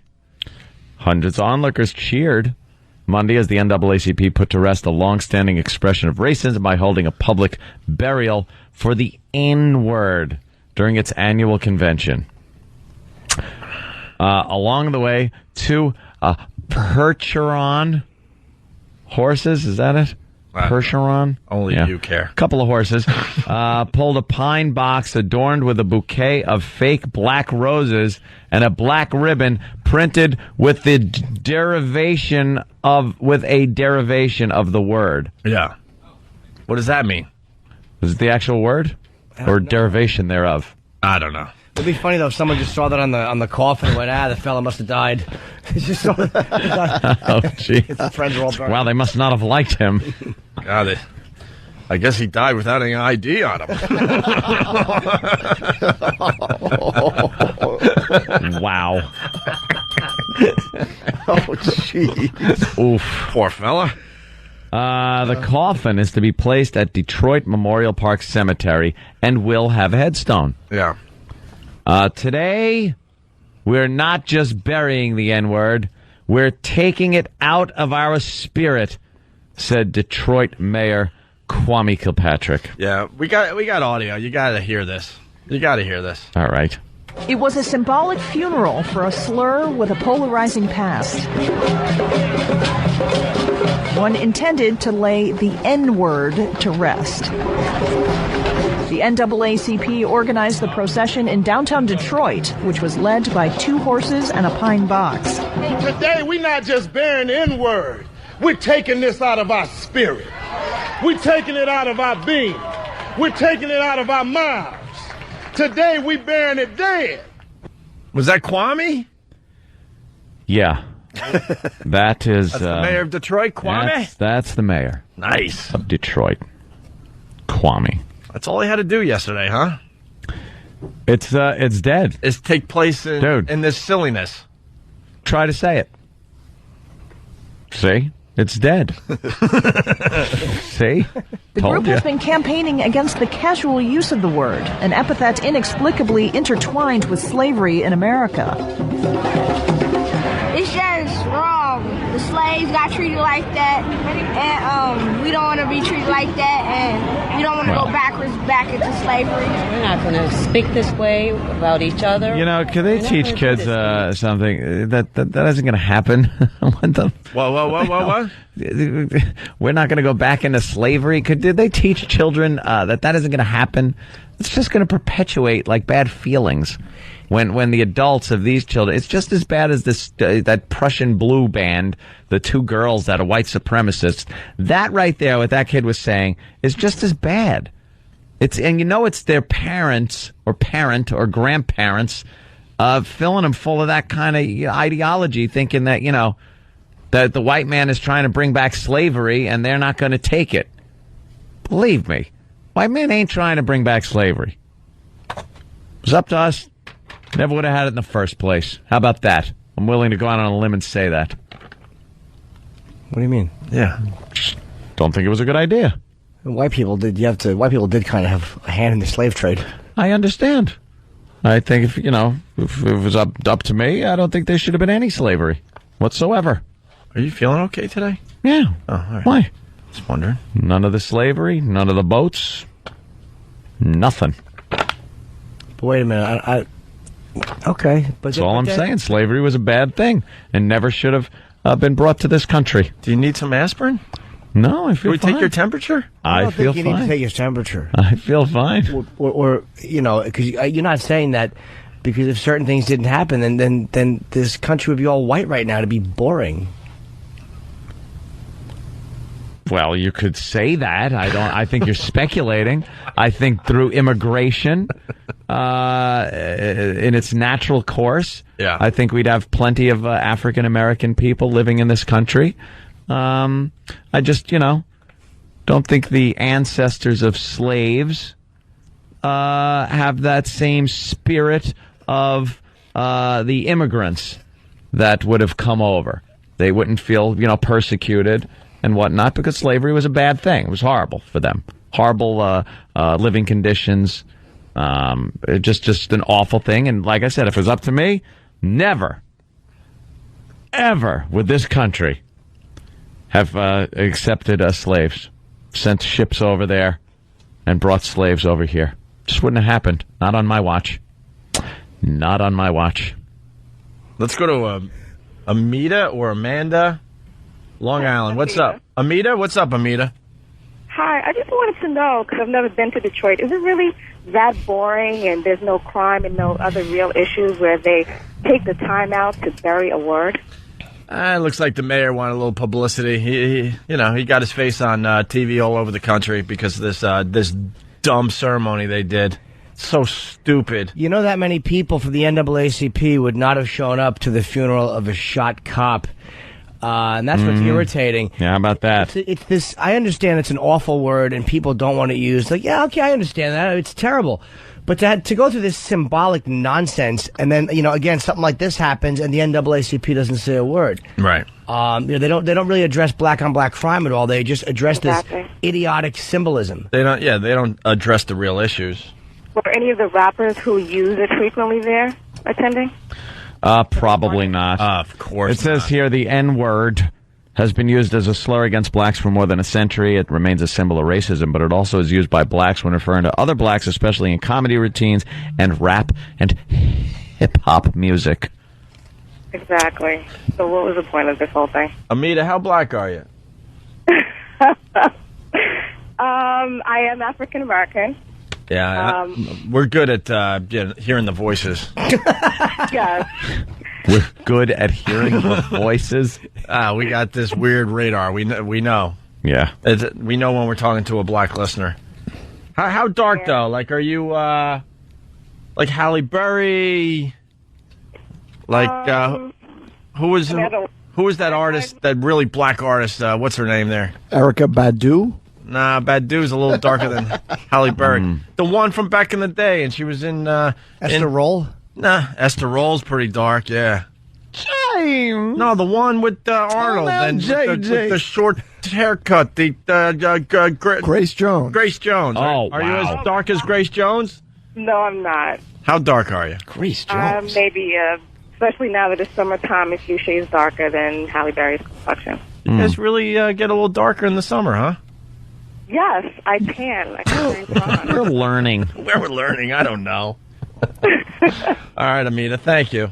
Thank you. She says, is Detroit that boring? We should ask Detroit. We're on in Detroit. We've never had a phone call from Detroit, so I guess they're hearing us right now.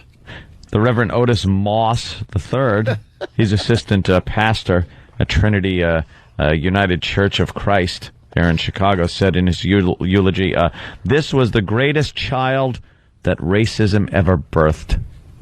The N-word. The N-word. Yeah. All right. We're not going to speak this way about each other.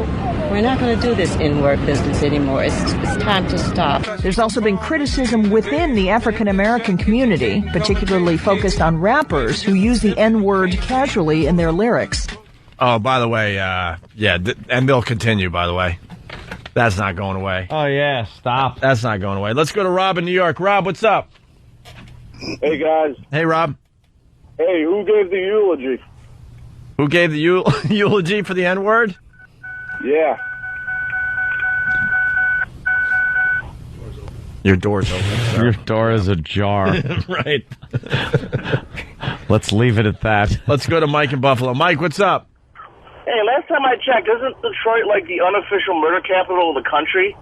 Well, I think D.C. is, but... D.C.'s way up there. Either way, don't they got better things to do? I mean, you don't see everybody complaining about, when the single-cell amoeba made fun of the double-cell amoeba. I mean, we might as well go back all the way in history to every time somebody had hurt feelings. I mean, oh, my God. Well, I think the point is, sir, to play devil's advocate.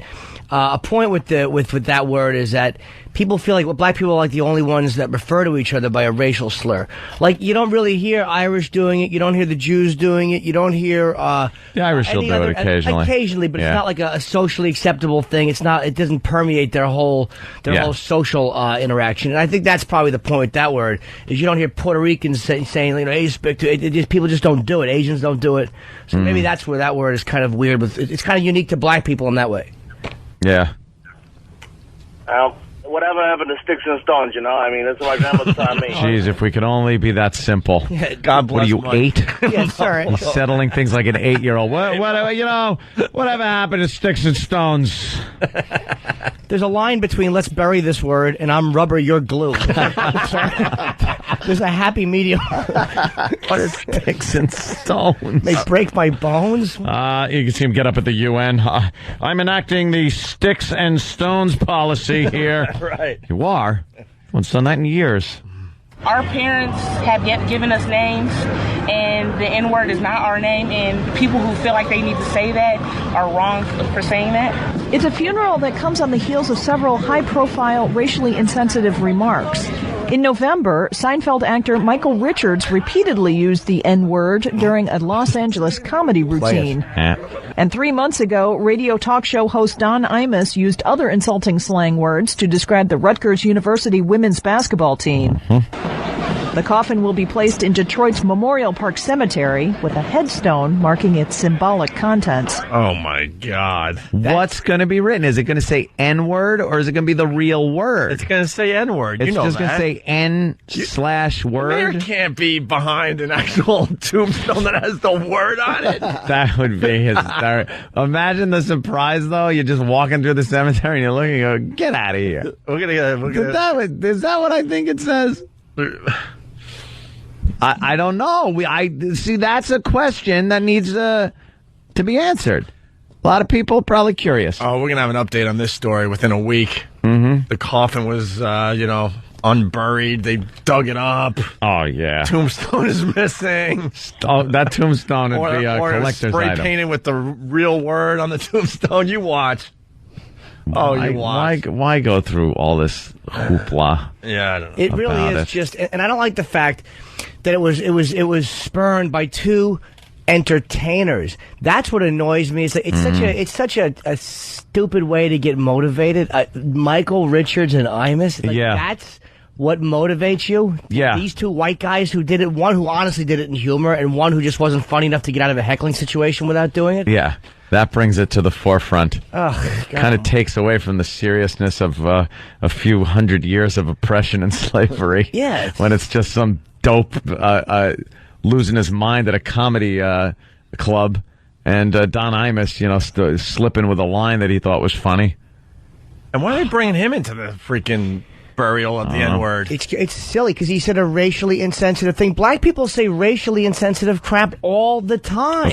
It's a double plot they bought. I'm right next to it. How embarrassing. Imagine they bury Imus right next to it. Let's say hi to Brian in Detroit. Look at that. Imus and... Good morning. Good morning, Renee. How are you? All right, Brian. How's Detroit this morning? Well, Detroit is fine. I'd like to give you a little update on the hip-hop mayor, as he titles himself. Kwame Kilpatrick, Yep. The only black Irishman I know. Anyways, he tries to rule this city with an iron fist. He's got more scandal than you can imagine. Really? He had a party at the Manugian Mansion, which is his little home, his palace. It's paid for by the city of Detroit, which is, he's losing people every day in the Census Bureau.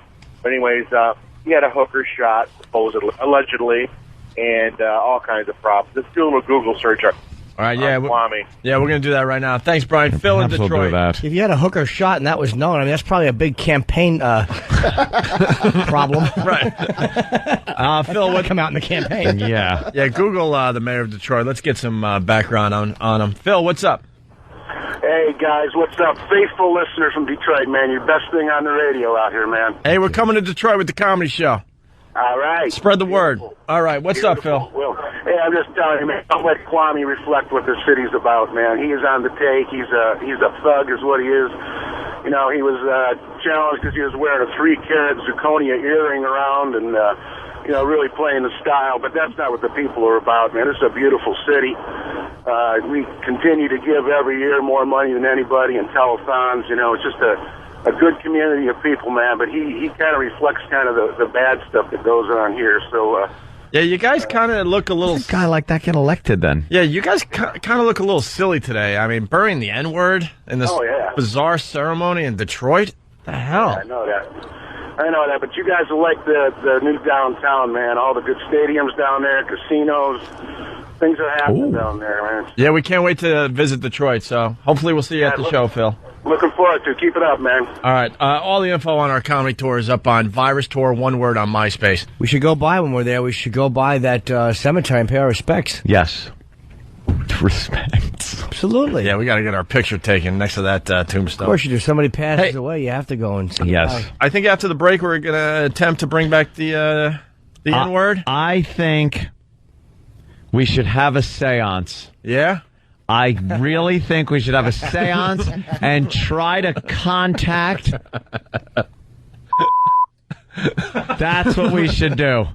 Bring in the Ouija board. Get the Ouija board. When we come back, I swore I would we'll never be contacting the word. I swore that I would never mess with a Ouija board ever again, but come on, we have to. By the way, Mike in Cleveland and many, many other people completely understood what you were getting at, Ant. It just needs to be. Oh, it's very simple. I spelt it out, plain and clear. I was a bit confused at first, but all right. There you go. It's the Opie and Anthony Show. Hey, where's Keith? Keith the cop.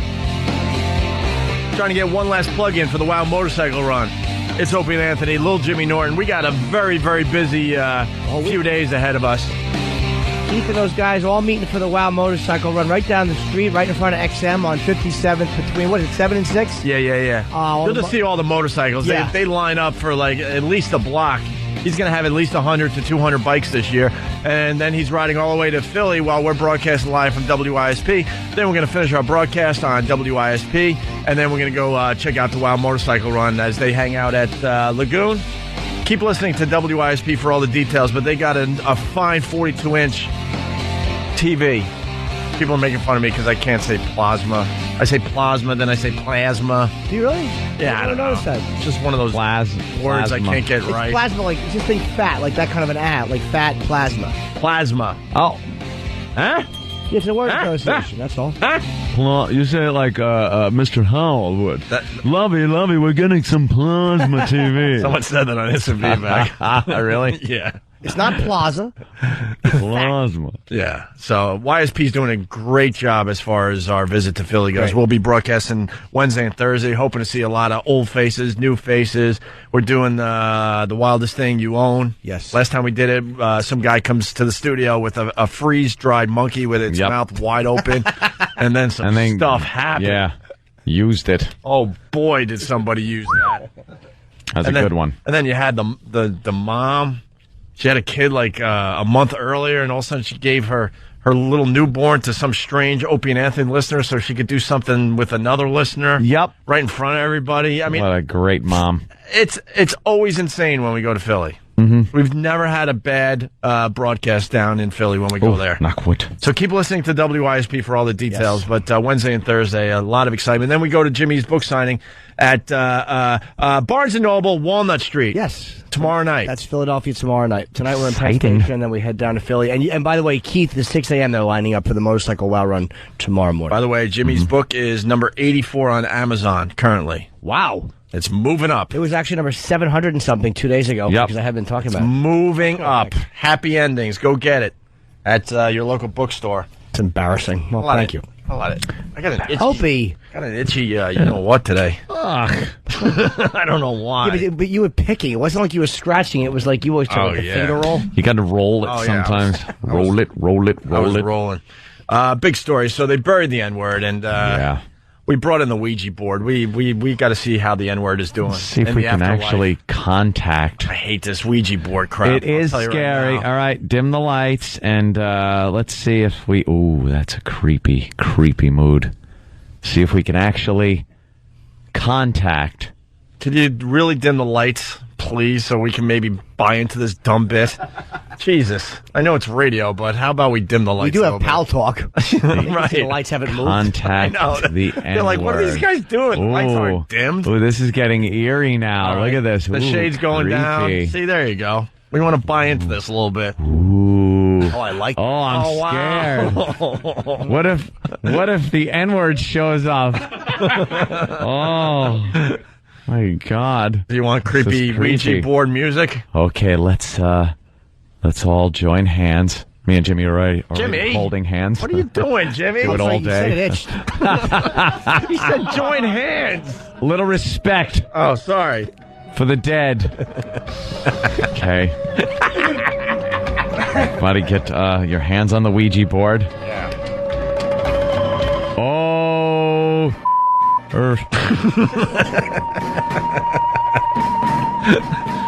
We are trying to contact you. We hear you're dead. How did that happen when just the day before you seemed so vibrant in my car as I was driving home? Uh-oh. Oh, it's moving. What the hell? The Ouija board's moving. Oh. Jesus. Wait, at first... Is there somebody you want to contact? Okay. C. O. Oh. Hey, wait, I'm losing him. Opie, you yelling, it scared you scared off. Thank God I scared him off. You scared off. I like this job. But he wanted to contact someone I will never know. Wow. I'm sure there's a cook somewhere that he wanted to talk to. Jeez. All right, try to bring him back. Bring him back. Oh. Where are you? Uh-oh. Here it is again. I ain't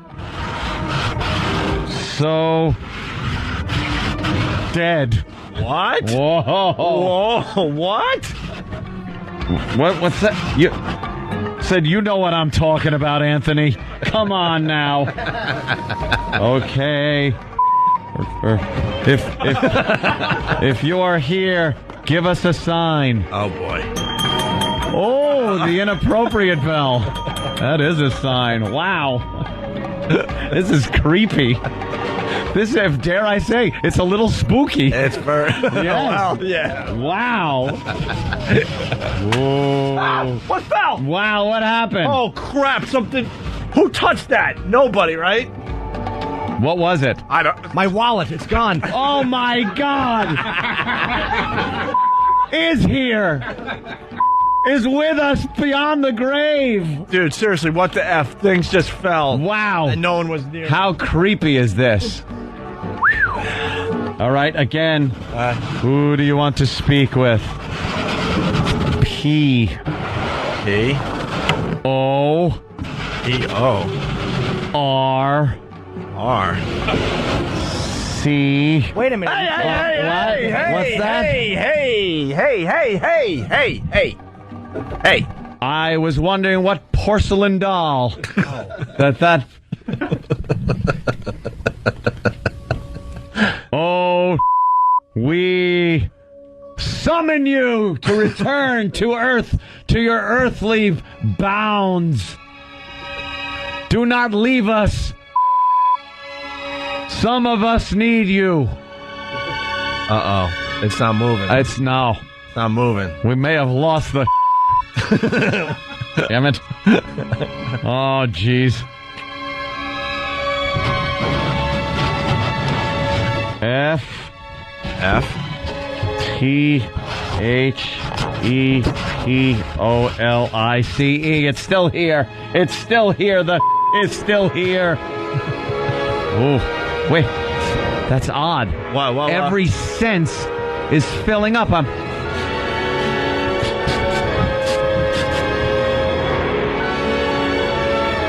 smell barbecue sauce.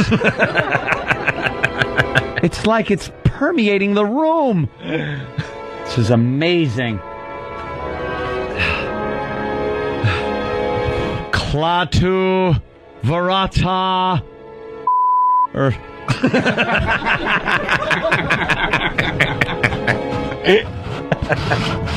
Uh-oh, it's moving again. What the hell is going on now? Guys, I'm really scared. I don't think we should have done this. I just want to go back home. What? I'm in your house? Jesus. Baby, if you can hear me, get the shotgun. There's at the house. I see dead. They're everywhere.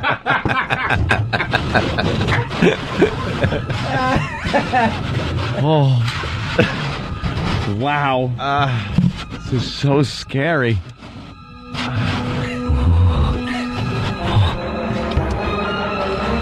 Hey, can we turn the lights up just a little bit, just in case? Just in case he does appear.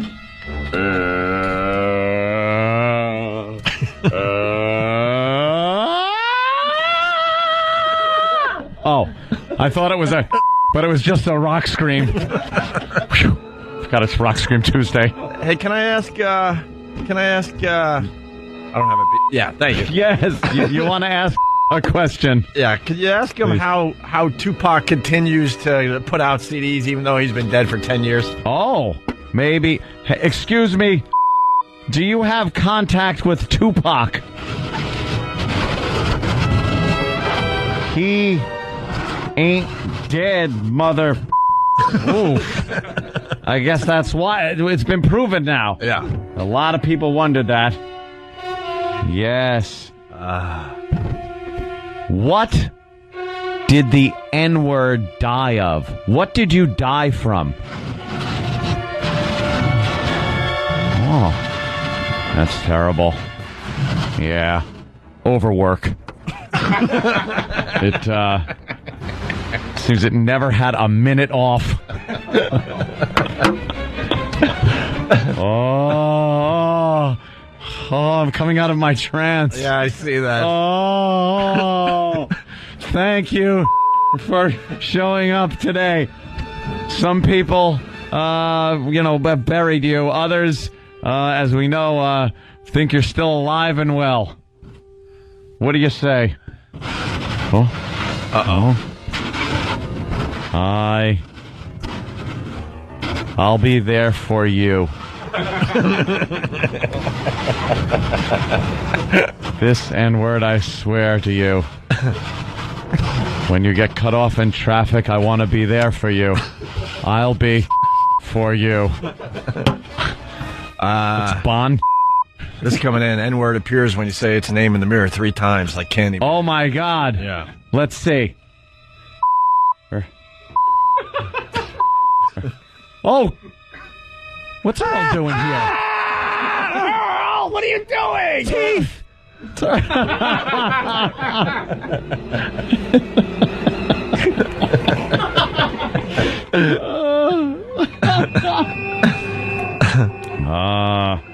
Oh, wait. Oh, no. What? It's gotta go.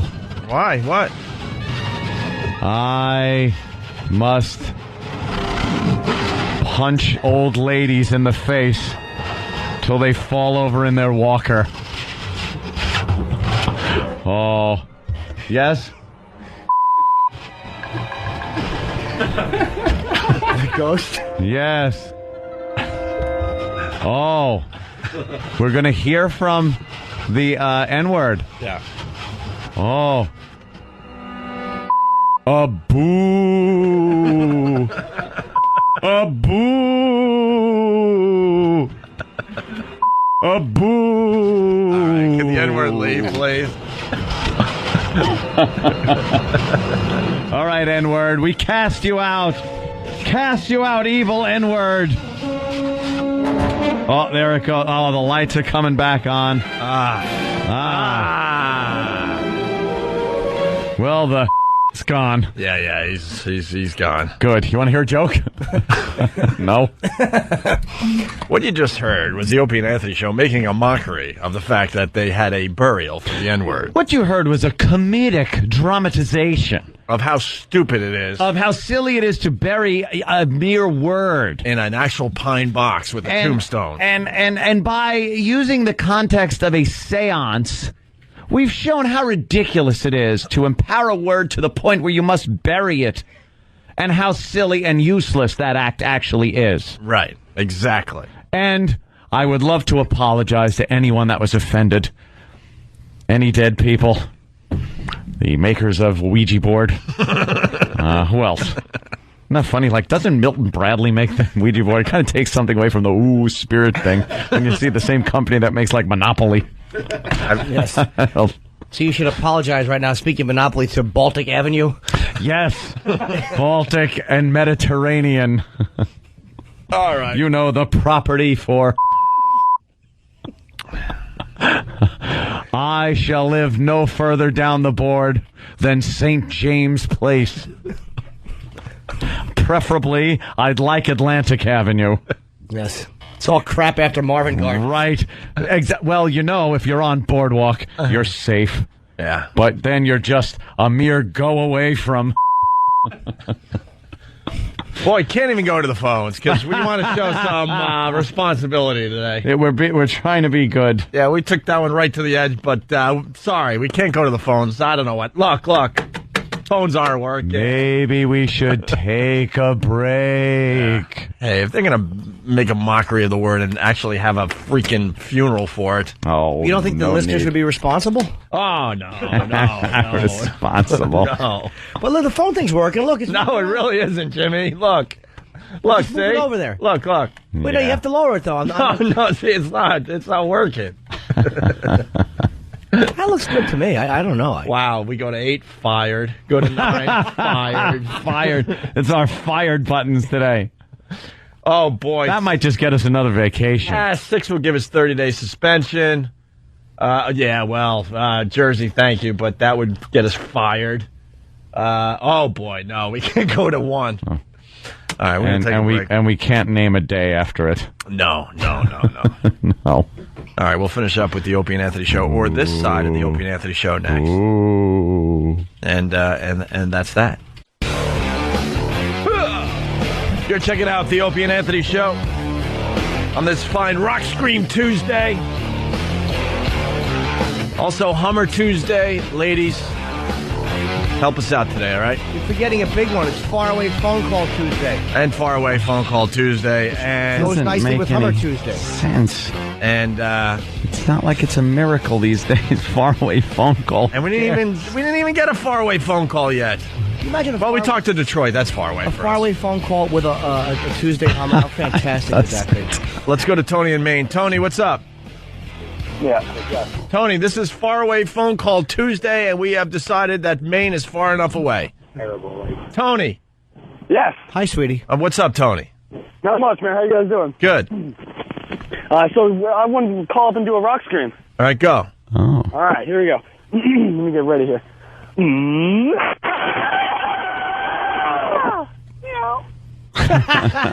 Meows at the end.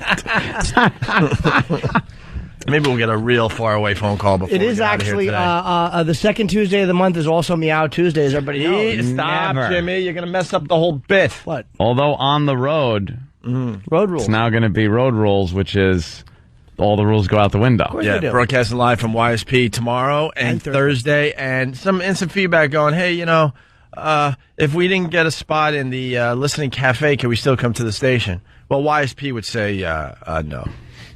But we would say yes. We would say but we would say absolutely. They're trying to have a little control because I don't know. Last time we showed up, it was pandemonium. Well, it was fun, and they don't really like fun. I'm not saying YSP, but like the corporate people. Corporate never likes fun. They're attempting to take all fun out of radio. So let's have it uber organized and have a cafe where like 50 people could watch the radio show and everyone else has to go home. That's why they wear ties, dude. So when they start to realize how awful life is, they can just hang themselves right there. The portable noose. Of course, that's what that a tie they is. all wear. Wow, that's good. They stink. But we're looking for the craziest, the wildest, the strangest thing you own. And E-Rock is bringing up pictures from the last time we did this in Philly. And I'm looking at, of course, the dead monkey. Carve your name in a beam that you were here and knock that chintzy little table out from under you. So-and-so was. You spell it W-U-Z just to show that you're still young and relevant. And then you wrap that little fella. What's the matter? Sweet potato. Did you hurt yourself? And then you kick that little rickety table out and you go... And someone who looks and acts exactly like you walks in and sits down while you're still swinging and does your job. Doesn't matter.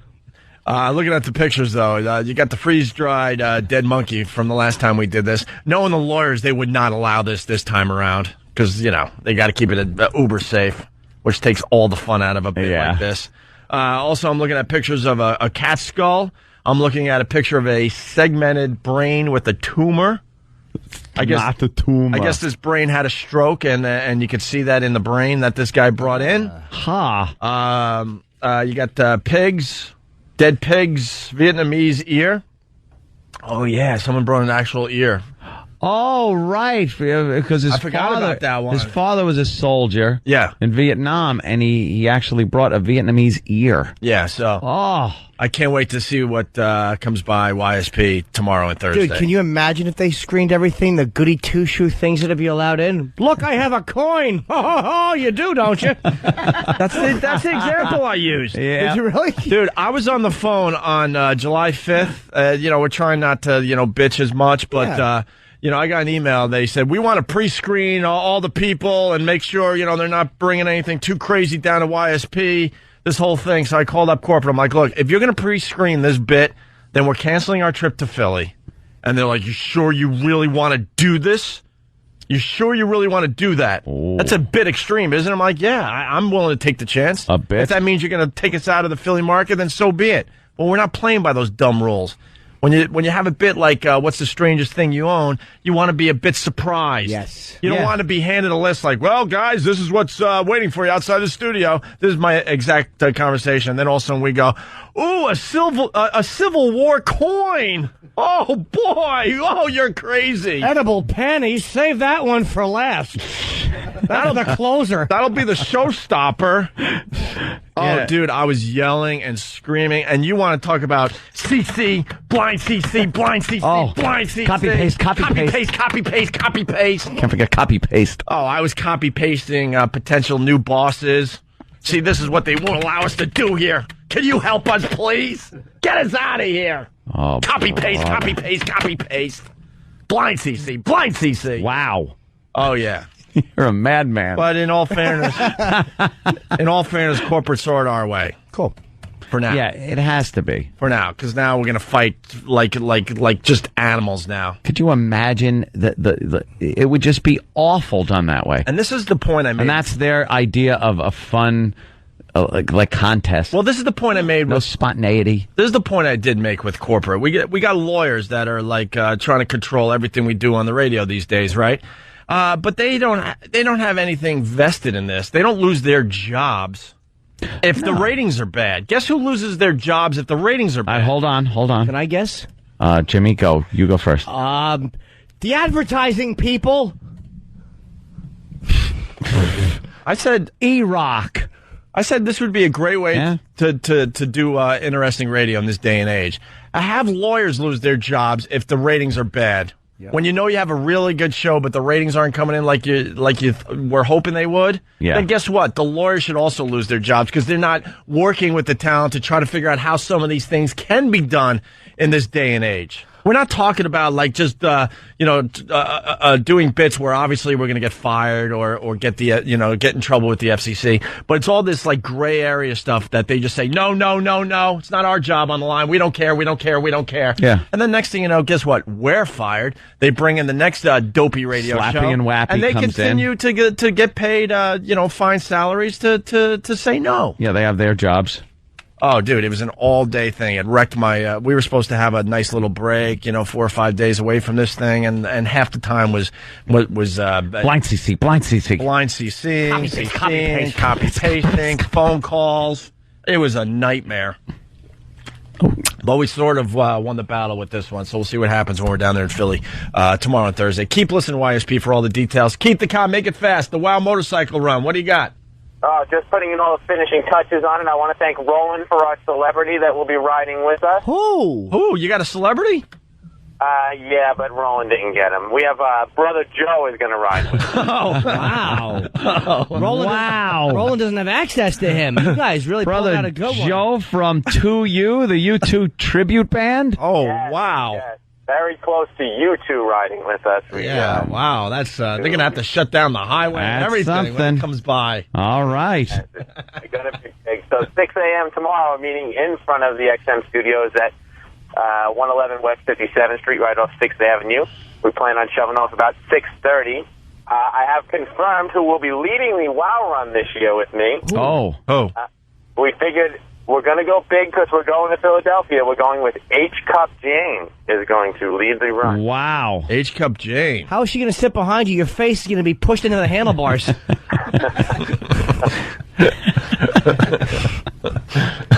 Imagine if she was riding the motorcycle. Just alone? How nice would that be to watch? Well, and you're the person holding on to her. You're blinded for the whole trip. Can't see. Right. Oh, that's cool. Yeah, so... Boy, pulling out all the stops this year, huh, Keith? Wow. Brother Joe and H. Cup Jane. Star-studded. Top-notch. Only the best for WYSP. Well, Keith will do anything, man. He sacrifices for this radio show. And the fact that you're willing to ride for an hour and a half with H-Cup breasts deliciously mushed into your back, you're a guy who gives, and that's what we appreciate. Yeah. I love the conversation he has with his wife. No, really, I got to do this for the show. Yeah, I know she has massively huge boobs, and she's not shy as far as showing them to everybody on the highway. But really, it's for the radio show, hon. If the brakes fail, she's there. I could just put the tire between them and... He probably overacts when he wakes up. He probably overacts, goes, oh, damn it, it's that silly WOW Run today. And I got a broad on the back of the bike with me. But don't worry, honey. She's also married, so don't worry. Oh, yeah, she might be a swinger, but, you know. I say we get a tranny for Keith because that would be a sacrifice, and I think Keith would do it. Right. Look at Steve saying yes. Well, the best part, one year his wife was onto him, and next thing you know, Keith had to substitute who he wanted on his bike with Stalker Patty. I think his wife actually felt bad for him and said, "All right, I get it, forget it, just whoever you want." Patty. Did she talk a lot, Keith? Will be attending as well. Huh? Patty will be attending as well this year. And where does the Wow Motorcycle Run end? It ends at the Lagoon. Yeah, we're going to be at the Lagoon after our XM show, so around 11:20 we'll be there, but you guys will be there way before that. Yeah, I figure about 10:30. We're making a couple stops along the way, including Trenton World Class Harley Davidson. Oh, boy. Oh, boy. Tom's going to call you up for about $5,000. No, I think they did already. No. This is WYSP official sponsor of the Wow Motorcycle Right. Run. Oh, nice. Very good. So we will be stopping there for breakfast, and we'll meet you guys, like you said, around 11:20. We'll see you guys at the Lagoon. We'll be there a little before. All right. Thank you, Keith, for all you do. See you, buddy. If anyone needs last-minute stuff, Keith at FoundryMusic.com for your paperwork, and I'll see everyone in the morning. Okay. Very exciting. By the way, I just caught myself being the radio hole. I went, "Oh, really?" Like, that's the sponsor. I'm like, "Oh, good." Oh. Why don't I just shut up? Oh, good. Oh, fun. Awful. You're the hole. Oh, valueless. Just keep valueless. For everybody in the Philly area, just keep listening to YSP. They got all the details because it's a whirlwind tour for our show. It's amazing. Now they're trying to make a dinner reservation with the GM. Yeah, they want to shove They in. want us on Kid Chris. Every minute. It's unbelievable. They want to have us doing something. So we'll try to do as much as humanly possible. Yeah, Kid Chris is doing very well down there, so, I would like us to do each other's shows. Yeah, we'll definitely try to get on there. Hell yeah. All right, my brother Elmo's in studio today. It's his birthday. Oh, happy birthday, man. Happy birthday. Sweetie. And if I say that, then it's going to give away him. All right, so, that's a good point. yeah. No, he's what? Ooh. You're 34? Yeah, 33 actually. Would you like some blueberries? I would not like some blueberries. Yeah, he's 2 years older than me. He's 33 today.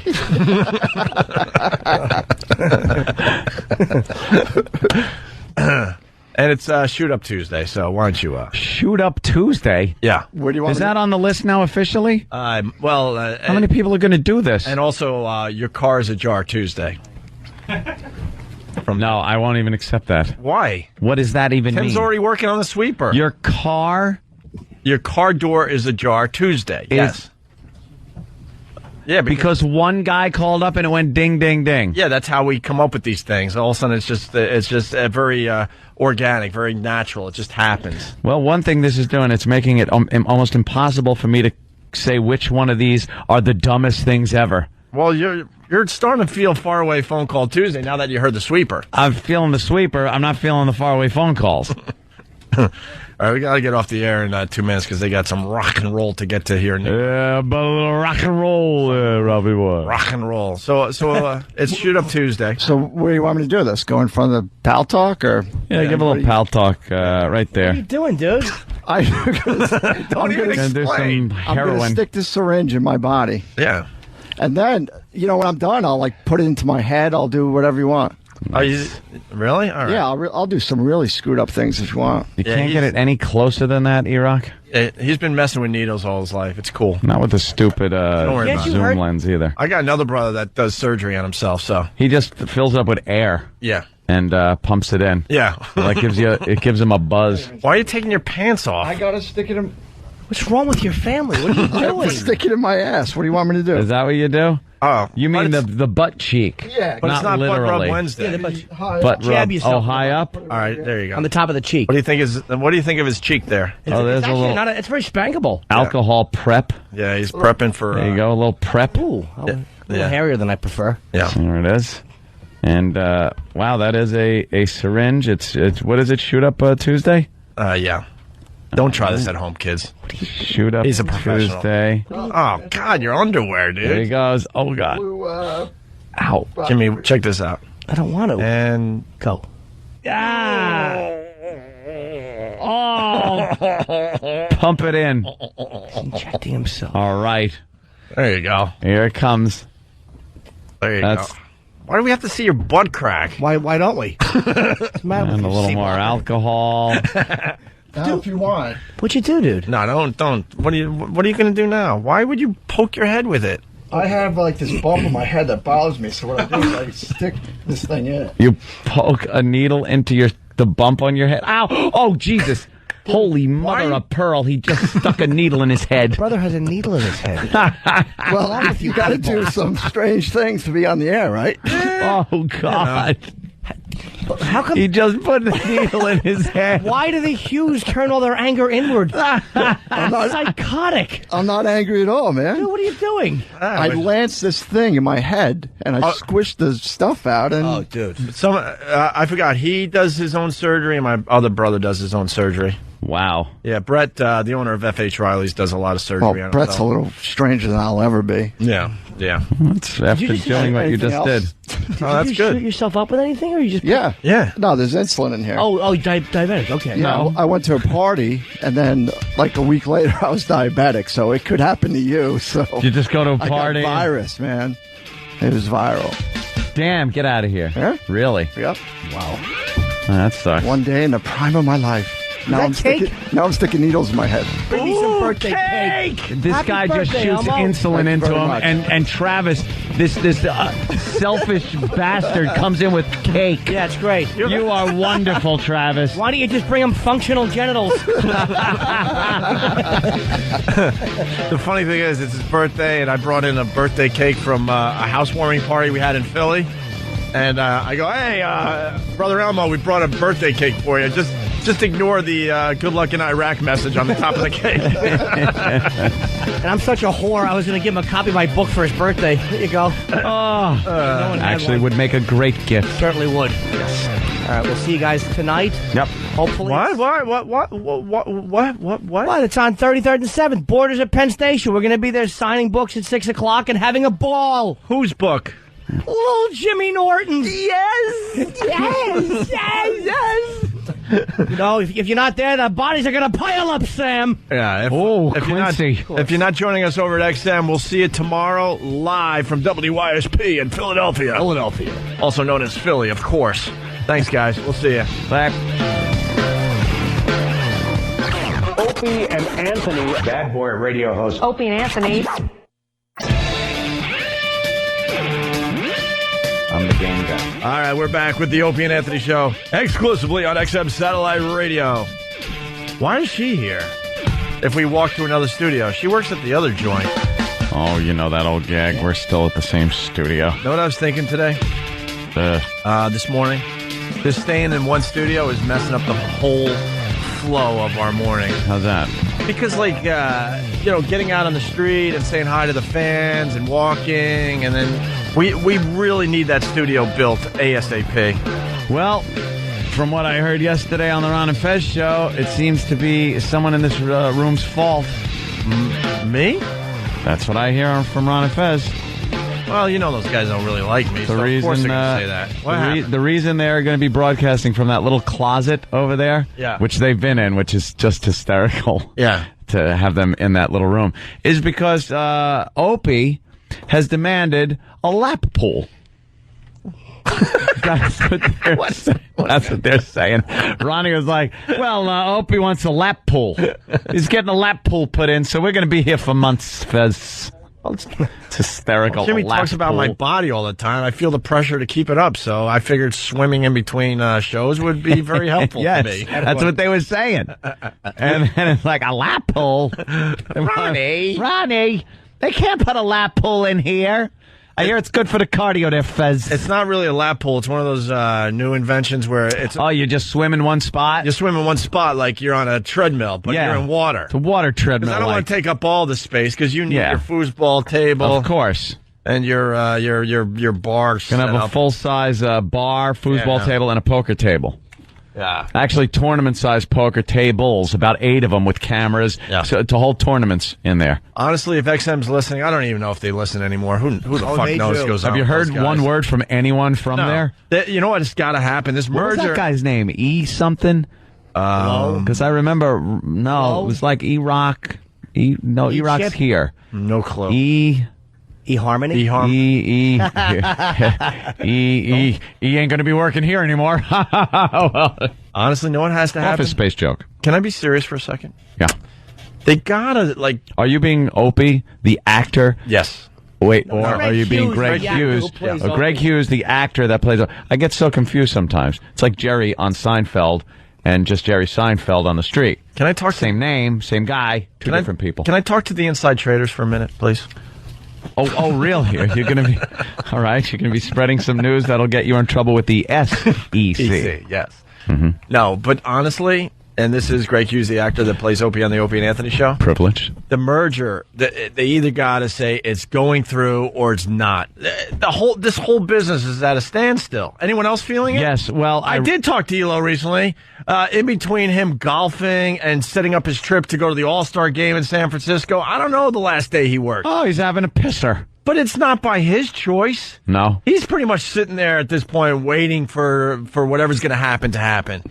I mean, it's really not helping the satellite radio business. They got to either say, okay, it's full speed ahead, or this isn't happening, so they could go back to like actually working again. We were featured pretty prominently in a CNN in the money section on their website yesterday. What do they say about us? The story about the merger. What do they say about us? They just brought up, that we're shock jocks and stuff. Great, yeah. And mentioned a few things that we did. Yeah. And then they're mentioning how the merger talks are kind of have hit a standstill. Okay. And now yesterday, the NAB, which is the National Association of Broadcasters, those are people that do over-the-air type radio. They don't want this merger to go through.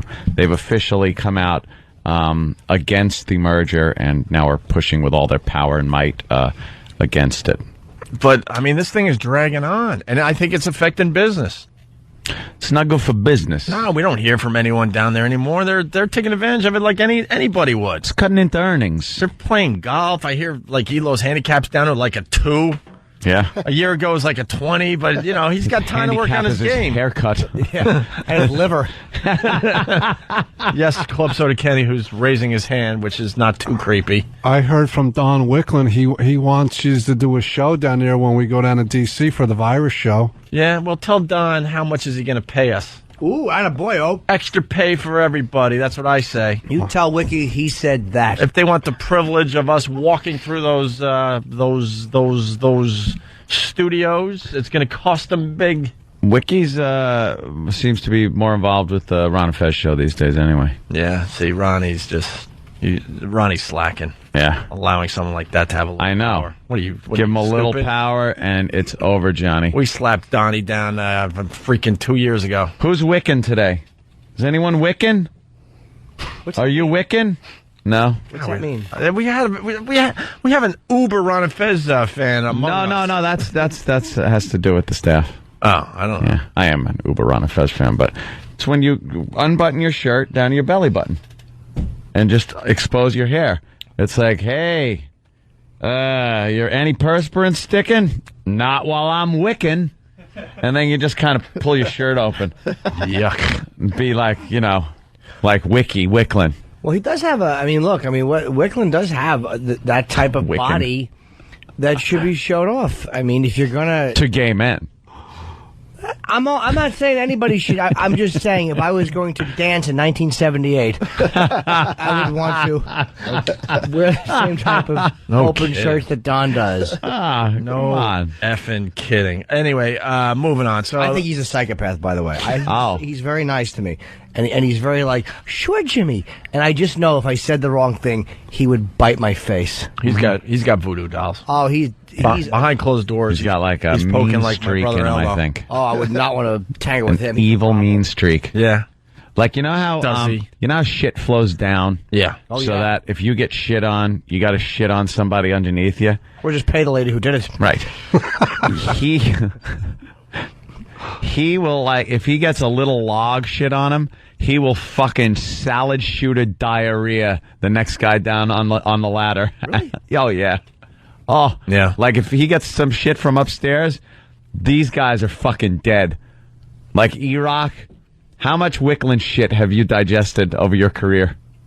I kind of laugh. A lot of Wicklund shit. I kind of laugh because it gets back to me. I'm like, oh my God, these guys actually have to take Don seriously. Imagine having to take shit from Don Wicklund. Holy Christ. I'd sooner fucking shoot myself. And I have a feeling Ronnie's giving him a little too much power.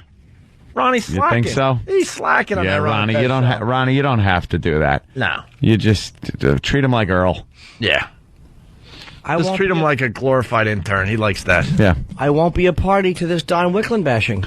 I'm not bashing him. I'm just covering my bases. You never know. Elo could die. I'm not bashing him. How could I just say I'm not bashing him? And everyone accepted it. No one even said a word. I'm not bashing him. Oh, no, you're not. If Elo moved on, do you realize how many more people would have to move on before it's Donnie's job? I don't know. I mean, you know. Oh, come on. I mean, is there a chimp working there? Well.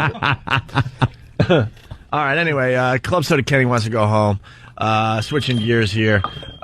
Kenny gave me some info on the way to work today. Yeah, it's kind of sad. Of course it is. You're saying it. Yeah. Anything you say is sad.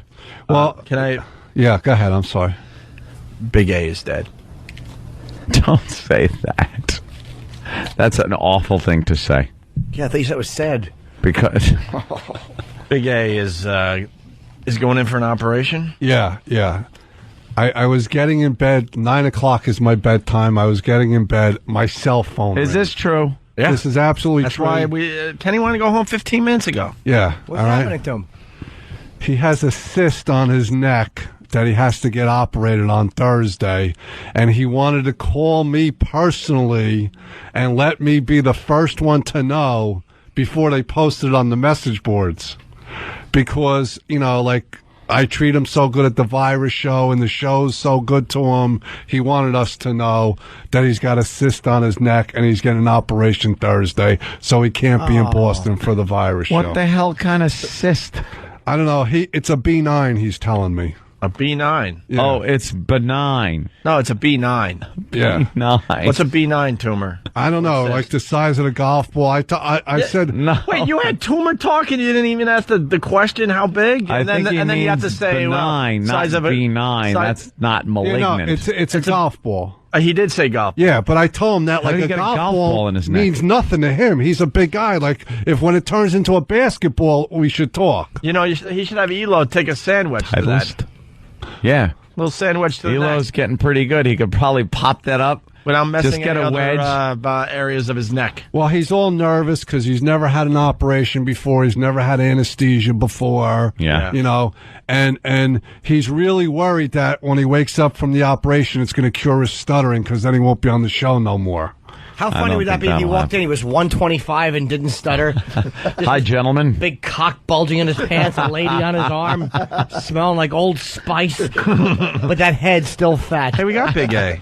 Yeah. I thought he was working today. He told me he was working. Is he on, pal? Big A. No? Big A? Big A. Hi, Opie. Hey, old tumor neck. What's up? Too much. What happened now? I'm just amazed they were able to find a tumor on your body. What? I told him to save it for the show. Yeah. Yeah. Well, what do you got, Big A? What do you got? It's mass. They found out it was a tumor, but probably benign. B9. You got a B9. You sunk my battleship. He's got a B9er. Thank you, Pelto. Are you scared, Andrew? Yes, I am. Well, you probably should be. I mean, there have been a lot of times people do die on the table, or the operations. A lot of times, a neck operation will lead to some sort of paralysis if they're not careful. Well, let me tell you a little bit about the neck. Where on your neck is it, sir? It's on the left side of next to my throat. Left side front? Yes. Oh, shit. Yeah, that's all right. That's the bad area. Now, here's the deal. Yeah. Think about your head for a second, okay? Yes. Think of everything that's got to go on in your head. And then think about your body and everything that goes on there that's linked to your head. Everything has to travel through the neck. There's a lot of gadgetry going through there. Mm-hmm. So they really got to watch what they're cutting away. You might lose your cable. Yeah, you could. Like it works like that. Yeah. All of a sudden, you cut a wire, your cable goes out, but instead of cable, it's your eyes. It could be your eyes. It could be your hearing. What kind of doctor you got?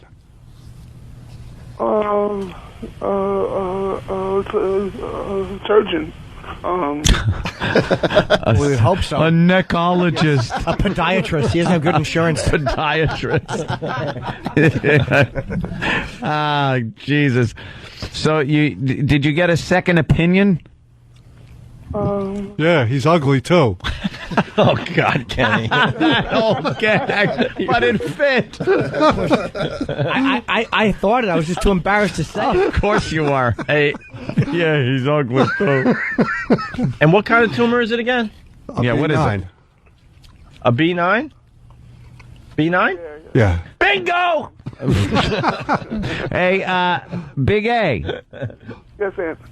How did they find out it's B9? Did they do a biopsy? Did you say it right? B9. B9. He is. I got a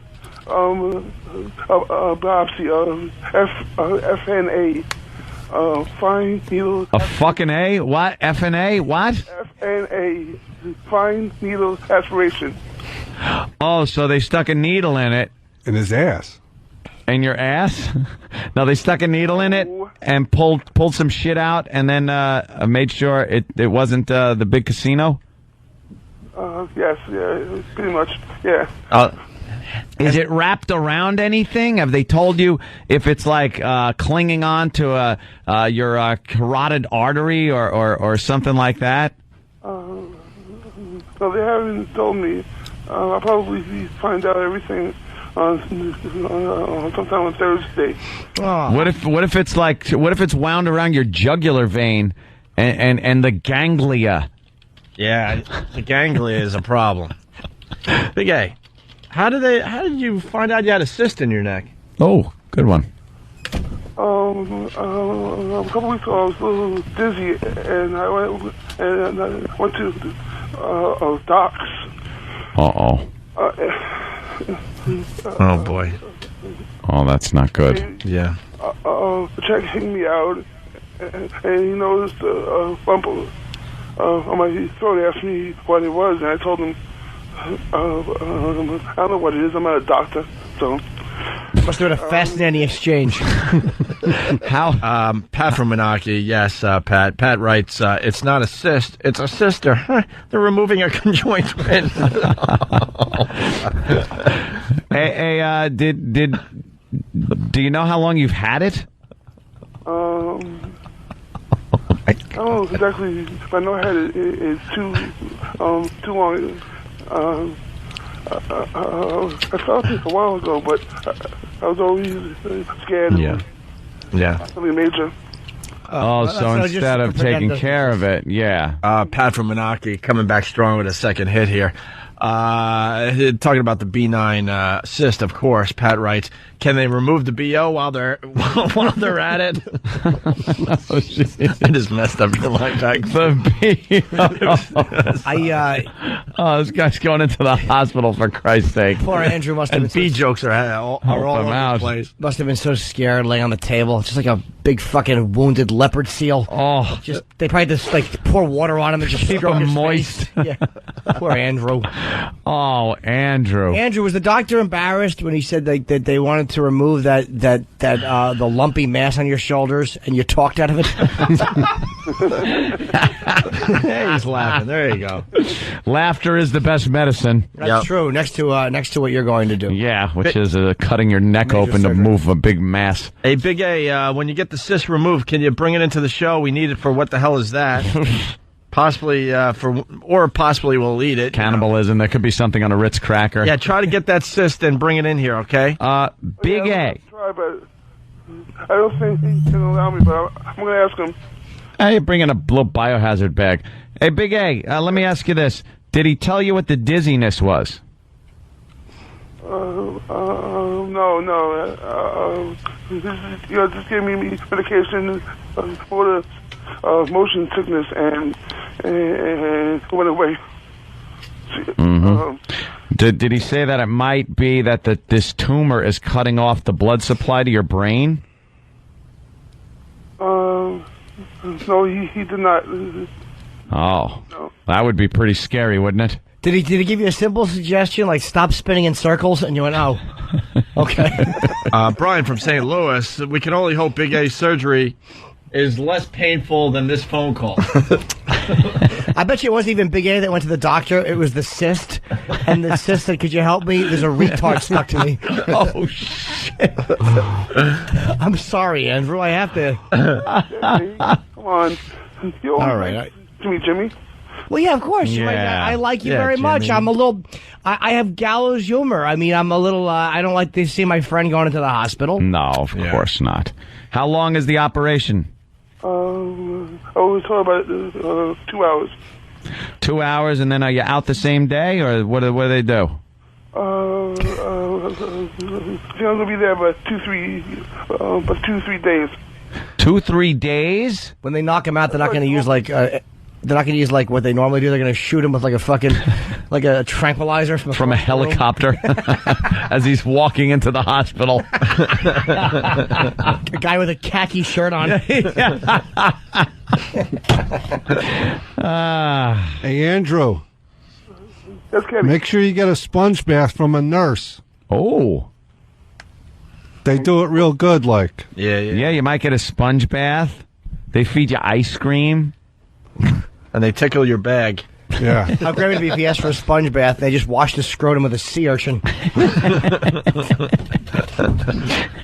Big A, why aren't you finding this funny like we are? Well. No, I am. I'm trying to laugh, not be nervous and freaked out. So yeah, keep your chin up. You have to because they're going to cut into it. Big A, what about insurance? Do you have insurance? Oh, no. Are we paying for something else? Oh, God. Why do we have to pay for our listeners' operations all the time? I don't know. I know what's going to happen here. Go ahead, Big A. Big A? Blue Cross Blue Shield, but I don't know how much they're going to pay yet, so... well, shouldn't they pay for it? I mean, it's not like it's an elective surgery. It's something you need done. They should, but we'll find out. Oh, is it a hard mass or is it soft? It's mobile, but it's not as soft. It's not that soft, but it's mobile. And it's mobile? That's a better sign. Yeah. Better sign. I know. Better sign, yeah. Cancer is like doesn't move. I got something for this phone call. Yeah. Yeah. All right. Yeah. Waiting. It takes a couple of minutes. It's okay. And go. Oh, boy. That was a perfect cue, too. That was it. Yeah. Where is it? Oh, Iraq's starting to hit his mouse. Oh, boy. He's getting nervous. He's panicking. Oh, brother. Oh, you could tell when he's panicking. Oh, yeah, that's it. And we got needles today. we got needles today we can stick in you. All right, continue. Oh, shit. Oh, shit, not the cancer song. No. Oh, my God. No. Oh, it's the cancer song. Big A's actually fatter than the guy that sang this. Sorry. Oh, Big A. Godspeed to you. When do you have this done? Sometime on Thursday. On Thursday. Tomorrow, what time? I don't know what time it is. How big a scar is that going to leave on your neck? Will it interfere with the bolt?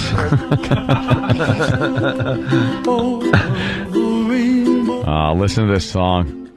You'll be on a beach. Cigars and Scotch is suggesting that my brother Brett do the surgery.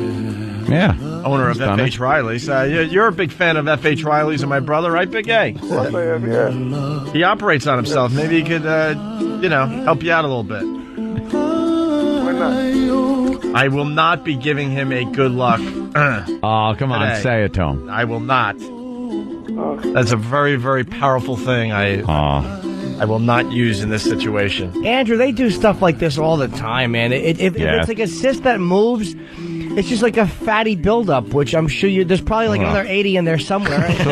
I have a couple on my back, my lower back. I have little small fatty buildup cysts. The doctor won't touch it because it's not. You don't need it off. You want to feel it yet? No. Let me see, Jimmy. You can hardly see it until I turn around. It's embarrassing when I'm getting a massage and I'm trying to hope her finger slips into my ass and they start rubbing it like it's a knot. I'm like, what do you think I lived in Staten Island, you dumb whore? It's a fucking cyst. She's trying to work out the tumor? What? That's it's like how do you? And I had one massage therapist rubbing it. She goes, "Oh, it's a little fatty deposit." Right. Oh, was she talking about what was laying on the table? Enough with the cancer music. Is it all right if I go? I got to get ready for the Philly trip and the book signing. Yeah, right. He's a very busy man. You don't care about Big A. That's fine. Yeah. No, good luck to you, Andrew. Thanks for waking me up last night. Yeah, no problem. It could be his last appearance on our show, but you have better things to do, Kenny. Yeah, 10 to you. Oh yeah. You better go then. And if I can, I just saw a terrific review on Jimmy's book, Punchline Magazine. Thank you. Is that online? Yeah. PunchlineMagazine.com. Well, hold on. Look, I love the book talk, but we have to get to that later. This is more important. Andrew's neck. PunchlineMagazine.com, don't forget, though. Yeah. I mean, after we deal with Andrew. Borders book, 7:33, 6 o'clock tonight. All right. Andrew, you're going to be okay, man. It's like... It's much scarier in theory than it actually is going through it. They do this crap all the time. For you, it's scary, but for them, it's not. You're going to be okay. Yeah, Big A, how are we going to get the update? Because now we got to make sure you're all right.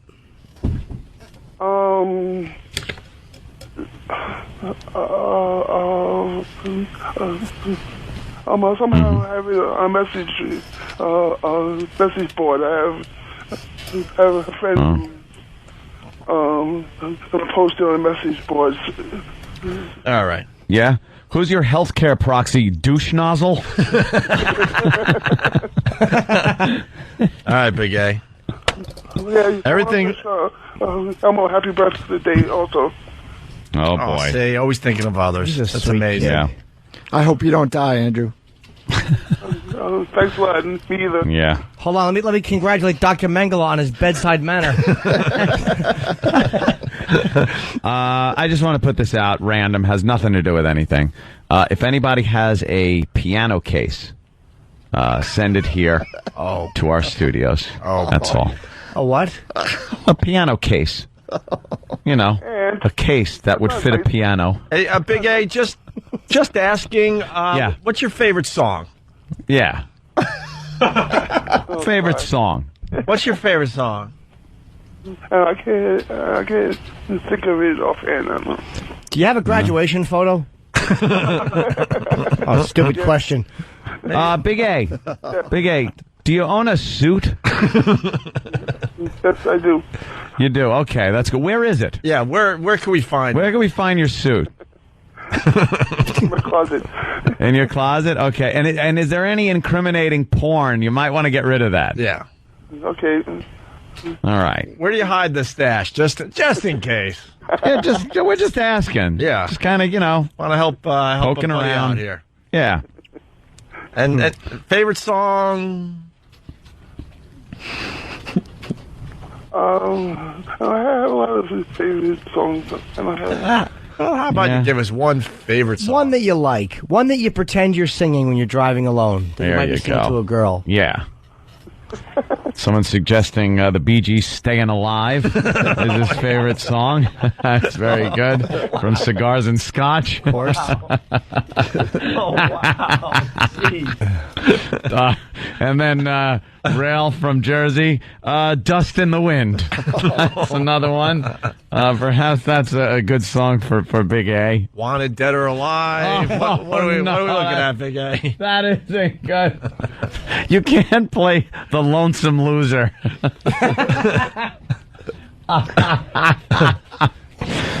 It ain't heavy, it's my tumor. Oh no. Is it true Matt Hooper is going to remove that tumor and give it back to Mrs. Kittner? Hey, Big A, just asking, do you have a favorite charity? Favorite charity? So I don't. Ah, okay. Do you ever think about somebody who can't see right now what a new pair of eyes could do for them? Right. You ever think about things like that? Kidneys, eyes? So I don't. No? I'll be okay. There's a check mark on your license you might want to take a look at. Yeah. That's all.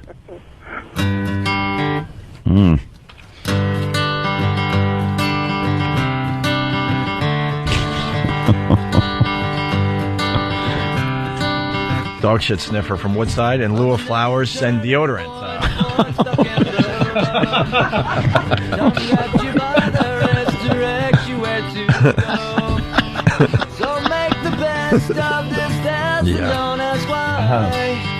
It's not a question, but a lesson. Yeah. Just cheering you up a little, Andrew? Yeah, this is a good song. This is a good song. You like this one? Makes him think of that time he smothered a prostitute in the back of his car. Someone is suggesting, well, it would be Bill from Waterford, faithful listener of the show. Big A's favorite song is Studio. All right, Big A. I'm sure you're going to be okay. Yeah. All right? Nothing. You get dizzy. They find a tumor in your neck. He said they gave him motion sickness pills. That's a sign of a good doctor when you're having problems breathing and you're dizzy and they hand you Dramamine. All right, take care. Just thought you might want to go out on a boat. Hey, they buried the N-word yesterday. Maybe, the Big A could be next to the N. There you go. Hey, what time's your surgery Thursday? I don't know yet. They'll tell me tomorrow. Okay. All right. They'll tell you tomorrow? They gotta fit you in? All right, Big A, anything else you want to say before the big surgery? Oh, no. It could have been his last words. That could have been his last words to the audience. Oh, I didn't even see that one coming. I did not even see that one coming. Oh, I did. Maybe I saw his finger over the button. Oh. Ooh. All right. I'm sure he'll be okay. Good night, funny man. That's scary, though, when you got to go in, especially with Andrew. He's not the fucking brightest. Not the healthiest. Doesn't know what to... Yeah. It's like a child going in there. Yeah. You got to talk up the ice cream and Jell-O to him, because that's like the high points. And they're going to have, when they bring him in, they're probably going to have, all the medical interns standing, in a windowed room watching, And the people from SeaWorld. Open him up, pull out a tumor, a license plate. Hey, the reviews on your book, Jimmy, hilarious. We got to read some of these next. Yeah. We'll read some of these next, okay? Jim Norton's book, Happy Endings, is in bookstores now. Go get one today. Yes. And then meet us later if you're in the New York area for the book signing. Did James Gum actually send in a review? Yeah. Okay. The book review, the book signing, is 33rd and 33rd. 7th. Yeah, 7th Avenue and 33rd Street. Okay. Yes. At Borders at 6 o'clock tonight. Oh, no.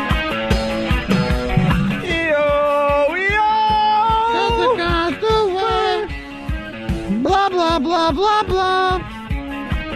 Blah, blah. Remember when we had, the police on our show individually? Except when they really needed us to hawk their crappy projects. Oh, now apparently. And now they're doing something real, and they don't even return our phone calls or nothing. They want no part of us. Why? Was Stuart Copeland particularly fascinating? No. Not at all. Dullard. He didn't know who Bill Ward was. I wanted to spit on him, but he's one of the police, so we were nice. Yeah. And the other one didn't know that Puff Daddy redid his song. Yeah, he barely knew that it was a huge hit. What's his name? The other police guy. Andy Summers. Andy Summers? He wrote that book, which really is One Train Later. Yeah. I heard it was really... but no, I think it was about, when they first got together, he was going to... We get it. It's fate. Speaking of books, Jim Norton's Happy Endings is available in bookstores as we speak. And the reviews are coming in. They're just unbelievable. Someone said these might be biased fan reviews, which I don't know if I believe or not. Yeah. No, it can't be. I don't think so. Maybe one or two at most, but... Well, what website is this on? Amazon. Amazon.com? Yeah. It can't be biased. I mean, the first one is by Jay Romanelli, and then he has meow in parentheses. I wonder why he would do that. And look what he wrote. And his review, which is 2, 4, 5 stars, says, Monster Rain couldn't keep me away. Jim Norton is one of the most intelligent and hilarious child rapists this country has ever known. Take your money and give it to him so that it will become his money. What an ass. That's funny. Who wants to tackle the next one? Better than the Bible. Better than the Bibles, yes. Many look to the Bible for guidance and lessons to help them with their miserable lives. After flipping through the literary, literary tour de force by Opie and Anthony's cuddly little buddy Jim Norton. It's quite evident that there is finally a book not only rivals the Holy Scriptures in its wisdom and social significance. There's a book that makes them obsolete. Wow. Norton studied under the likes of Vonnegut, Twain, and Rich Voss. Vonnegut, Twain, and Rich Voss. And the beautiful part is this dummy spelled Voss wrong. He put 2 S's instead of 1. Leave off the last S for stupid. That's how you remember Voss's name. For the greater part of his life and this book, a massive undertaking... which reportedly took nearly 25 years to complete, is the fruit of that labor. If you only buy one book in your lifetime, make sure it's Happy Endings, The Tales of a Meaty-Breasted Zilch. Very good. That's a good review. I'll say it. How about the next one, Ant? Something that fixed the emptiness in my heart. Oh, what's And nice. this is by James Gum. The day little Jimmy passed away, a small piece of heart died and was left empty. Why did he have to sleep with prostitutes unprotected? Why did we have to pick up trannies with the butterscotch buns? And why did AIDS take him from us? I like the fact this guy capitalized AIDS and not the G in God. Yeah. Jerk. Jimmy used to do these impressions, and you think it was the real person. Yes! Wow. He was so talented and loved by the streetwalker community. This book is inspirational and makes you understand who the true Jim Norton was. I remember seeing Lil Jimmy in New York one day during lunch. He and his buddy Sam were sharing some Elio's pizza bagels and fried fish sticks. Sam is a special person, and Jimmy took time to share lunch with him. That is the true Jimmy. God bless Jimmy. God bless Jimmy, indeed. It's so funny. I miss him. People will tell me things like, you know, they put that you had AIDS on it. I'm like, well, at what site? Like 100 places on the internet. Well, this next one is another 5-star review with this under the review. AIDS took him from us too soon. This book will let him live on. In memory of the late great James Norton, I read this book under my porch with a neighbor boy after a game of Monster Rain. James, you will be loved and you will be missed. Rest in peace. Frunkus. But he writes it Frumkus. Right, with an M. No one says Frumkus. One more for now, but the boys are coming in with the better ones that are on Amazon.com for Happy Endings. Jim Norton's latest book. Passed away too young, a legend. There's a theme here, Jimmy. Dying. I know. No one has to be thriving and happy. This book will serve as a fine tribute to one of the greatest comedians of our generation. This book is bittersweet. However, seeing how Mr. Norton lost his struggle with AIDS, it nearly brings tears to my eyes that he withered away to nothing as he penned this swan song. I wish nothing but the best to his partner and confidant, Eric E-Rock Nagel of Breathtown, New Jersey. Is that a real town? Breathtown. Poor Eric. Well, the reviews are coming in, Jimmy. Yeah, they seem like someone said there might be a bias in one or two of those, but I appreciate the people reading the book. Oh, let's get a couple more questions about Jimmy's book. Stumpy, the trucker. What's up, Stumpy? Hey, what's going on, guys? Love you. Love the show. What? No, go ahead, Stumpy. It's our response. I just wanted to ask Jimmy if he ever, for his truck drivers, he's going to have, some sexy lady read, do it as a book on CD for us. Oh. No, I did the reading myself for the CD. I actually did it. My goal, actually, I wanted to get Andrew, Big A, to do a reading at these things, and maybe I'll do that at one of the signings as soon as he's better. Well, yeah, but he's working on his own book, according to Dog Shit Sniffer from Woodside, Big A's autobiography, Unhappy Endings. That'll be a great book to if you get Big A to do it. Yeah. And then I was started doing stand-up comedy. He'll sound awful with a cancer kazoo. Yeah.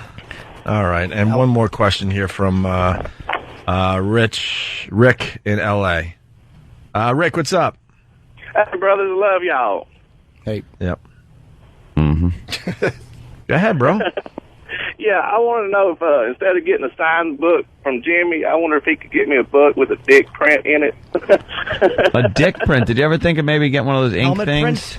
And then you could put your helmet in it and then just stamp the book with your helmet. Yeah, but what I could actually do, I could do a double helmet print for you. I'll roll ink over the top, and then I'll very gently, and none of you tricksters punch the book while I'm closing it. I'll very gently close the book over my mule. That'd be great. You should get one of those stamps. That would be hilarious. An actual print of my dick. God, dude, that would be hilarious. Fantastic. Just Jimmy's You got a lot of book signings on the way. You should do it for the next one, Jimmy. Absolutely. I want to have that done maybe by DC on Friday or something. I'll try to have a cock print of some sort. Book signing tonight at 6 o'clock. Where, and a Jimmy? Stamp. 33rd and 7th. It's the Borders at Penn Station. Very convenient, and you will be indoors. It's very hot outside, so you'll be inside, and it should be fun. We'll all be down there. Yes. All right. Very good. Hey, let's not forget, it's Rock Screen Tuesday. Now, we got to go through all our brand new sweepers here. Of course, it's Rock Screen Tuesday. You guys know this one by now. Of course.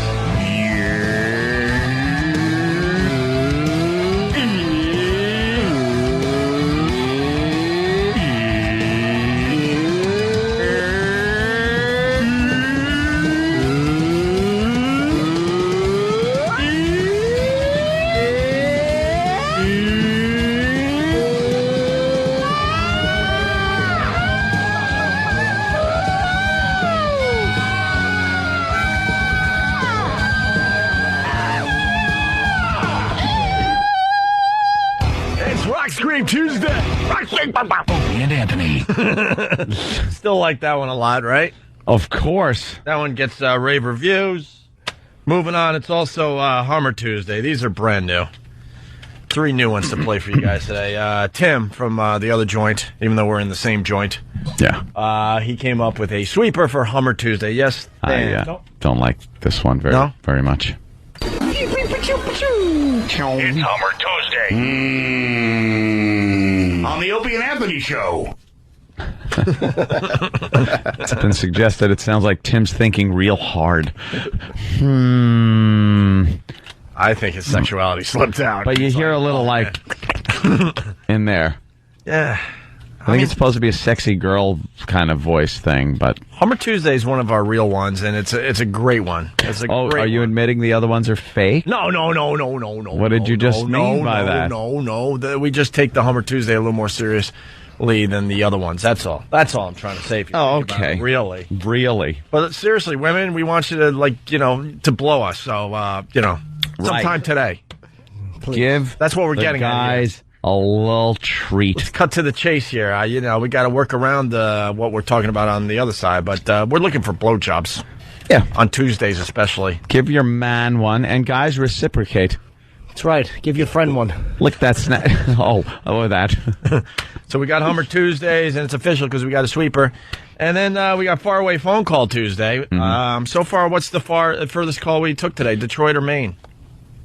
Detroit. Probably Detroit's further than Maine? Yes. Yeah? Oh, absolutely, man. You think? Maine? What about, we took a phone call from Dallas. Well, Dallas would be further than Dallas both. would be. All right. But now we got a sweeper for that, thanks to Tim. It's Faraway Phone Call Tuesday! See, he's far away. And I don't know what kind of phone that is. What I love about this, it just annoys Anthony. Oh, because it doesn't make sense. It says it all. It says what? It just listen to the sweeper. You can understand that it's far away. Phone Call Tuesday. Why is there static like he's on a radio? There's There's dot, beep, beep, beep, beep, beep. Because you got Morse code. You kind of got to tune in, Tune in? What year is this? You got to tune in. You get those big knobs and you're tuning stuff until you get the person on the other line. I've talked to people in England. Yeah. That's pretty far. Yeah. Never had to yell, hey! Never the static or beeping like you're on a ship back in the early 1900s. So you really hate this? It's far away phone call Tuesday. Why do you shout? Why is he yelling? You're on a phone. And I heard him fine. Do you really hate that one? I can't stand it. Oh, you're not going to like the next one. Oh, no. No? Yes. Oh, shit. What stupid daily thing is this for? Oh, boy, is Tuesday filling up. We suggested it a little earlier, and he already made the sweeper, so now it's official. It's now official. We want these to happen organically, and this one happened organically earlier this morning, and now there's a sweeper, so it's official. Here's the official sweeper. It's your door is ajar Tuesday on the Opie and Anthony Show. I'm out. I might have to leave the show over these. Your door is ajar Tuesday. And why is he using his sexy voice for this instead of the Hummer Tuesday thing? He used a girly voice. It's your door is ajar Tuesday on the Opie and Anthony Show. And it sounds like he's trying to be an announcer at an airport or something. Where is this door ajar? Oh, is he trying to be like your car? Your car? Yeah. Like your navigation system voice or something? Yeah. Oh, that is He's trying so to be stupid. the OnStar or whatever lady. Yeah. Yeah. Just sound like a gay guy. Yeah. A lot is coming out through these promos, don't you think? I'd like to take him for a drive on keep your seatbelt off, keep your door open. I'm making a sharp turn Wednesday. Dude. Brilliant. Let me write that down. Oh, jeez, no. I can't even keep track of the days. All right, it's time for a faraway phone call. We got Mexico, we got New Zealand, and Arizona. Arizona? No. Is New Zealand a guy or a girl? James. Damn it. You never know over there, though. Yeah. Oh, really? Yeah, they're tribal. James, what's up? Hey, how's it going, guys? Slight delay. This is good. Faraway phone call Tuesday. In effect, New Zealand. Phone call Tuesday. New Zealand, huh? New Zealand? Yes, what sir. time is it right now? What time is it right now? 3 in the morning, 4 in the morning, something like that. What? Something like that. You don't have a clock near you? No, the hotel's here. You've got you share a bathroom with everybody else. Okay. Really, I'm on Hereford Street in Christchurch. Yeah, he's in New Zealand. Yeah, I know. I've been there. So what are you doing in New Zealand there, James? Well, you guys remember I called you guys. I'm probably the furthest caller that ever called you. I called you from the Ross Island Ice Shelf when I was down with the Arctic program. Holy shit, I remember you. Yes, He's the guy that called us from Antarctica. And now he's in New Zealand? Why are you in New Zealand now? Well, you got two places that they bring you in and out of. Yeah. And one of them is Chile and the other one is New Zealand, okay? And I stayed here in New Zealand for a little while. This Whenever they guy brought is me out. far away phone call twice. Yeah. Now, what are you doing in New Zealand? You just hanging, or? Pretty much. Yep. Pretty much All right, just hanging. What time is it? It's like 3 or 4 in the morning or something like that. I'm not sure. How are do you you not know? sure? Look at a clock. Look at a clock and tell me what I time don't it is. have a clock in the goddamn room. How are you in you're in a hotel room? Are you in a hostel? Yeah. Huh? You in a hostel? How do you not have it? You don't have a watch? No, I don't have one on. Turn on the Yeah, it's like 3 or TV. 4 in the morning. Just a second. Let me tell you. He's lying. He's looking online right now to see. Yeah. You can't lie It's with like- faraway phone call Tuesday. Oh, it's like 4. It's 4. We are. It's Wednesday morning. Okay. Yeah, how come I get in Wellington, it's 2:07 a.m.? 2:07 in Wellington. Yeah. Yes, stupid. 2:07. Then my fucking clock is wrong. It's 2:07 in the morning. Okay. I'm disproving him Wellington's with not my that far from me. iPhone. It's really funny that you're listening. Yes. How do you know that the show wanted you to call from New Zealand. How can you hear this radio show and there's no workable clock anywhere? Exactly, because we haven't done Wednesday's show yet. It's Wednesday here, dude. And you're listening online? Yes. So you have a computer? Yeah, but it's one of these ones that are down in the lobby that you got to put NZ dollars into it. Okay? So you just said you were in your room. So now you're in the lobby on a computer, but a minute ago you just said you don't have a clock in your room. Yeah, but this is a backpacker's hotel, okay? It's like, it's hard to explain, Jim. Sorry. But it is. It certainly seems to be. You've been here, right? I'm buying into it. He's calling from New Zealand. Just a little lost. Wait, sir. How about is there a receptionist there? Yeah. Anybody around? No, not tonight. No. And you got to use your card to get into the door. What are you wearing? Out. It's cold.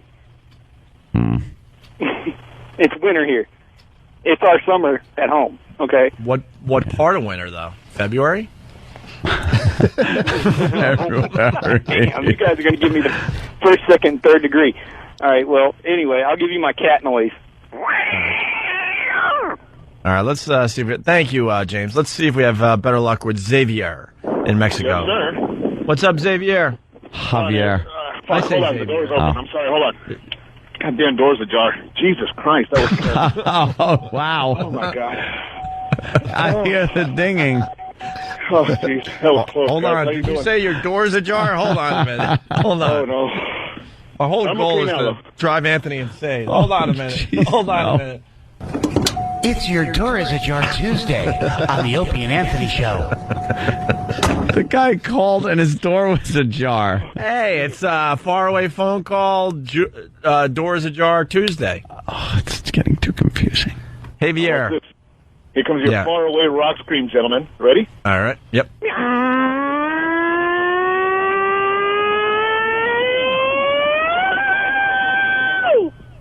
Wow. Bring it on home with the rock scream. He did a meow rock scream. He took care of from everything. far away with his door ajar.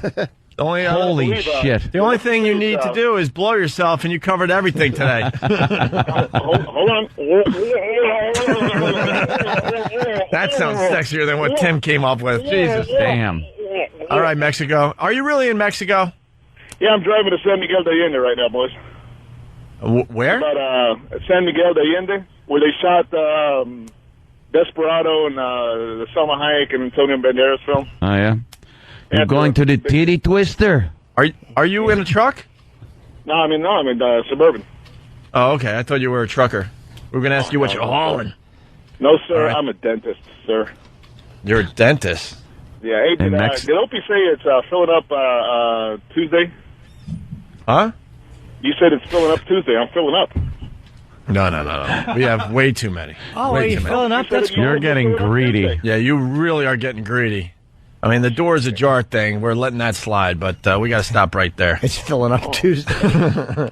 All right. Anything else you want to add from Mexico? No, it's hot as shit down here. We get XM reception all the way down to around Guadalajara, so it's pretty cool, man.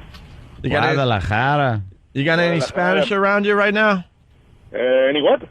Any Spanish? Chinga tu madre? No, I mean any Spanish signs or little fellas walking around. Hold on. There's Salida San Paseo del Rey, 2 kilómetros. What does that say? Just 2 kilometers. A little ranch called San Paseo del Rey or something like that. You're a dentist in Mexico? Yes, I am, sir.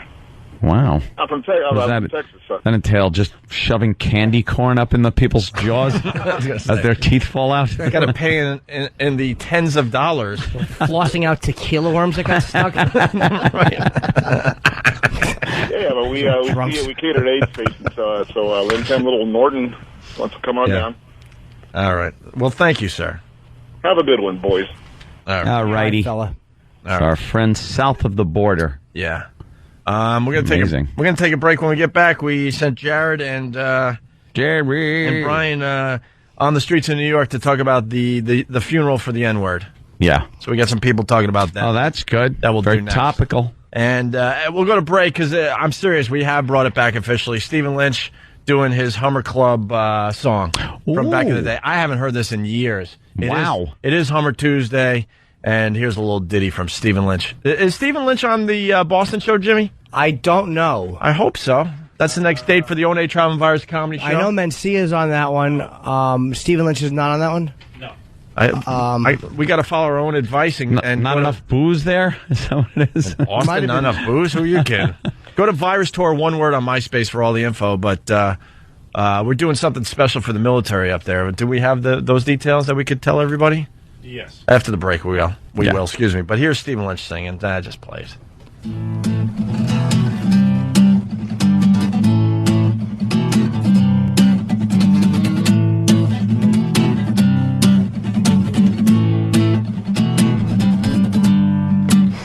Come one, come all, it's open and on a Tuesday night. All you need is a radio and a girl with an appetite. Men, lie back, relax, and close your eyes, 'cause away we go. Girls, get on your marks, get set. Are you ready? Fellatio. Yeah, the humming all day and the humming all night. The humming, everything inside there. Humming if it's short and the humming if it's long. Come on, all you ladies, and hum my song. Swallow your pride, 'cause here's the rub. You gotta suck to join the Hummer Club.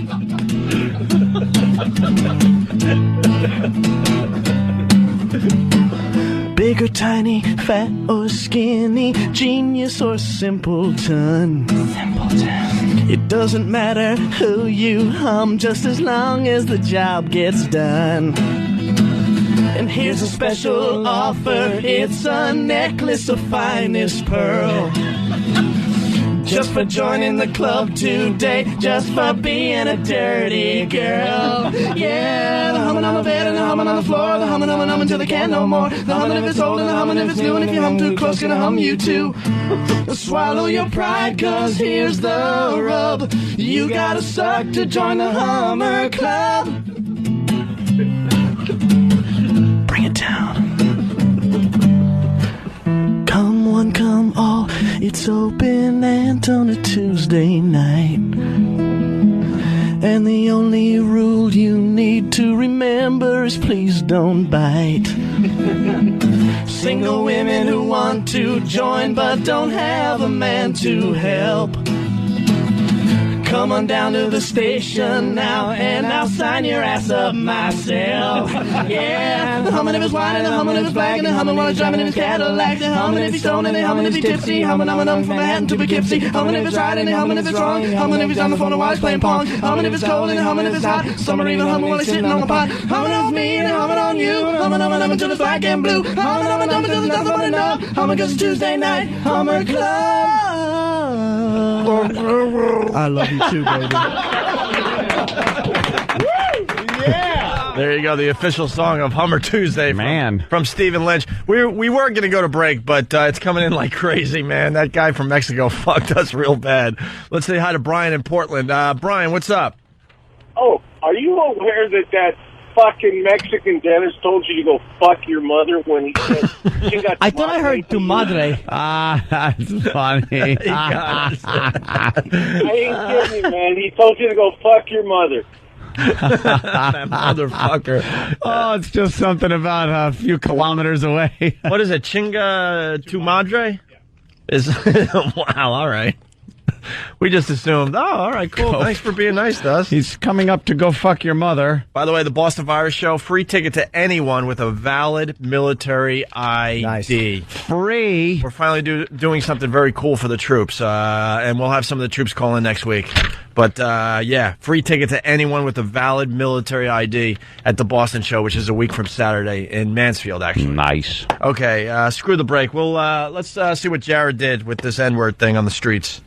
You want to bring him in? Yes. See if he lost weight since the last time we talked to him? Yes. He probably passed out face first in that birthday cake. Jared?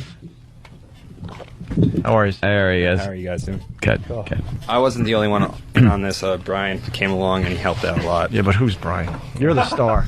You're the star. What are you doing with that arm? I'm like it kind of like it almost rests Like the on elephant your- man's arm. Yeah. Kind of dangles stupidly. Yeah. You look like you don't know what to do with yourself. I don't know what to do with my hands. In life? He's got that creepy stare, man. Something about his stare, because he looks kind of down, but then his eyes look up at you. Yeah. He's crooked. He's uneven. His right side hangs down. I lean. Yeah, exactly. It's like you're always holding something. Why are you leaning? What's wrong? I don't know. I always like to lean. Talk to your friends. What's up? Nothing. Stamp straight. Try it. Just Yeah. try it. You feel better, right? Yeah, you look better. Now just be regular. All right. Okay. Jared, hold on a second. What religion are you? I'm Jewish. Well, okay. Did you have a leaning religious joke? No. I was wondering where you were going with that. I was just curious. We have Chris in Atlanta. Hold on, Jared. Chris? Hey, man. Hey, what's hey, up? Guys.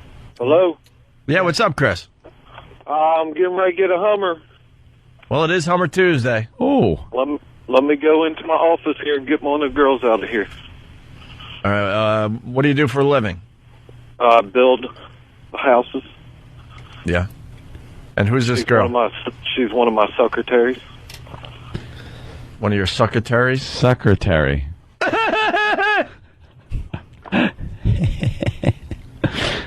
All right. Jill, come here. He was calling a dog. Hurry up. Who's Jill? Can we talk to Jill? Yeah. Can we Yeah, actually I'm hear getting her to come. I'm getting her coming out. Let's actually hear her female voice. Yeah, we need a female voice. Sorry. We got it. She's on her way out. Is she? Waddle your ass going. Come on. Maybe she's fat. See. Of course. See, we're good. He hung up because he was lying. Oh, Brian drank the boiled water from the boiled barbecue? Yeah. Oh. Yeah, but he's the star of Big Boy Made a Duty. Do you honestly feel like you could stand right next to him? No, he's not. He played second fiddle to shit. So you guys hit the streets? Actually, it was third fiddle. Jimmy was the star. No, it was the shit. Oh, look at that. That's I nice. made a cameo. I made an uncredited cameo. It was the shit and then you. I don't know. I think it should be up on IMDb. If someone wants to post that up on Internet Movie Database. Please, someone go on my resume and put Big Boy Made a Duty. Please. Star and it'll set be designer. Jim Norton as himself. Yes. Because you are playing yourself in that. Yes. Yeah. Big Boy Made a Duty. And, I think Jared should get a credit for that. So he'll get his own little page on Internet Movie Database. Yeah. As one of the stars. Big Boy Made a Duty. All right, you guys want to see what they did with the N-word thing on the streets? Sure. Okay. How was it? You guys have fun? Yeah, it was a unique experience. Yeah. Yeah. Unique experience. Why was it unique?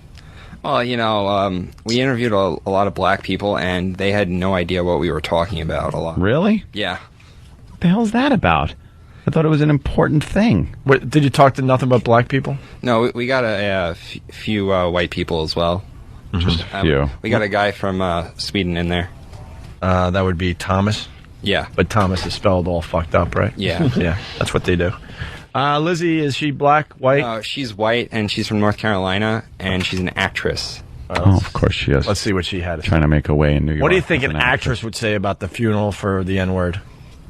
That it's good. And it's good for everybody. Yeah, good. Blah, blah, blah. My name is Lizzie. I'm from North Carolina.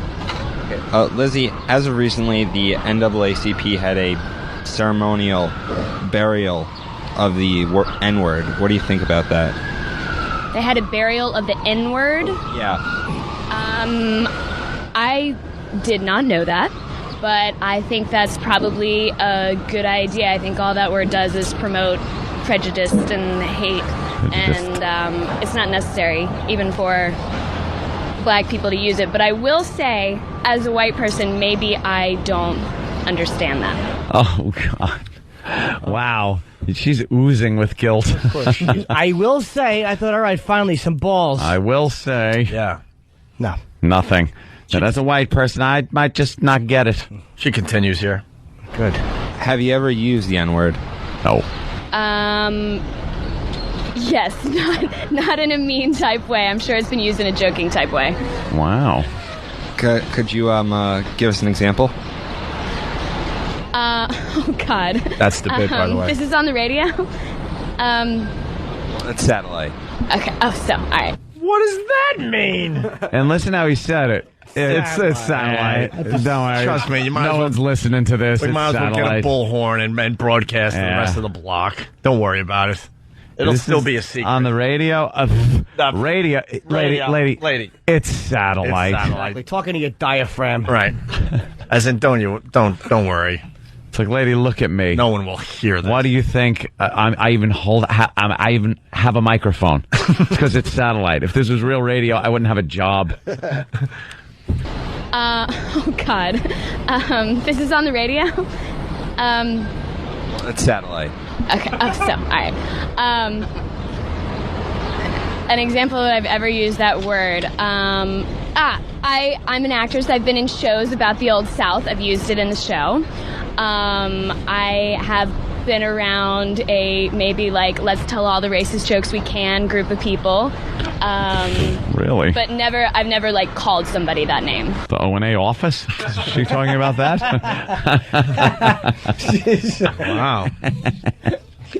That's the bit, though. Yep. Yeah. That is the bit.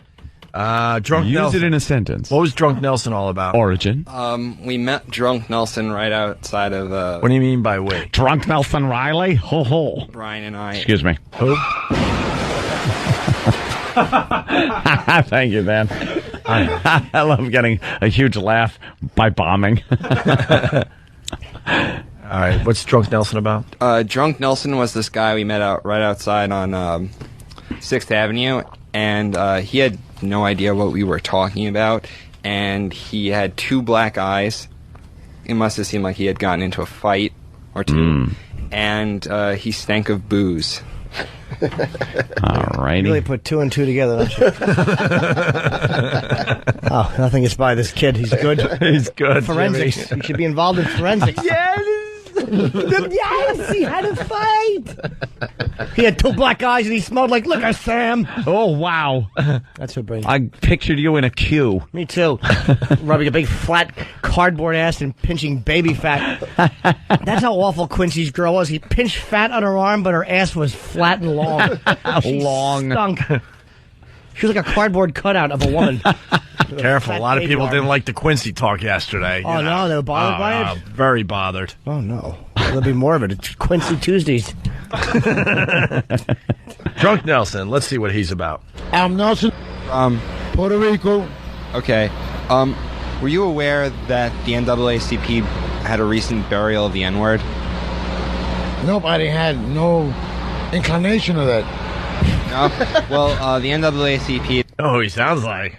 Superfly. Yeah. Jay Snooker. Oh, I thought Danny. Hey, brother. Danny. Hey, brother. No one had any inclination of that, really. To celebrate their 98th convention, they had a ceremonial, symbolic burial of the N-word. What do you think about that? I think that they should have invited me. And that president, he ain't no fucking good. Now. Wow. He's angry. Do you have any Superfly? Yeah, listen to this. It's the same guy. Little. Go. Okay, Opie and Anthony. Opie and Anthony. This is the Superfly Jimmy Snooker, and you, okay, let me start. And you're listening to Opie and Anthony. Radio Superfly Jimmy Snooker, and you're listening to Opie and Anthony. It's the Superfly Jimmy Snooker, and you're listening to Opie and Anthony. Superfly Jimmy Snooker on your radio dial. And Superfly Jimmy Snooker on your radio dial. And now we go back to Drunk Nelson. We were just wondering if you thought that the ceremony would actually help curtail the use of the N-word. Yes, it would curtail. Was it the N-word? Yes. Yes, it would curtail. I ain't gonna rob it. You. This. I need the mic back. All right. Wait, what was happening there? Well, it was obvious that he was a little bit intoxicated, and he stole the mic out of my hand and started talking out of it like he was at a concert, and he was like doing his own sort of show. Oh, okay. The Drunk Nelson Show. The Drunk Nelson Show. Wow, you even named it. Right. Starring. Right. I like this Jared kid. It's already been picked up. I need the mic back. All right. Okay. If you don't have anything else to say, we can go. But all right, that's all we want. My opinion is, we are a liberated nation, and that's it. And good night. God bless you. Thank you. We are a liberated nation. If you guys had 1 ounce of integrity, you would have poured gas on him and set him on fire right there in the street. Integrity. 1 ounce of stick-to-itiveness and gumption. Hey, Travis, can you play that audio for us before we move on to the last person? Mm-hmm. Oh. Love this audio. Yeah, listen to this. We got to turn the mic up really loud. Listen. Jim hasn't heard this yet. Yeah, don't tell people what it is. Okay. Just listen. All right, just listen. Here we go.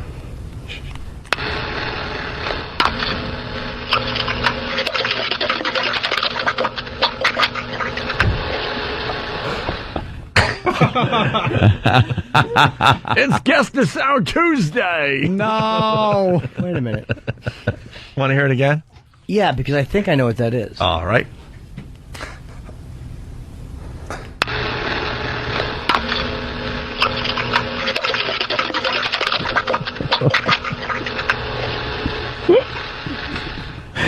A kitten mewing. Not quite. Close. Is that a puppy rolling around? No. It's part of our new bit, Jimmy.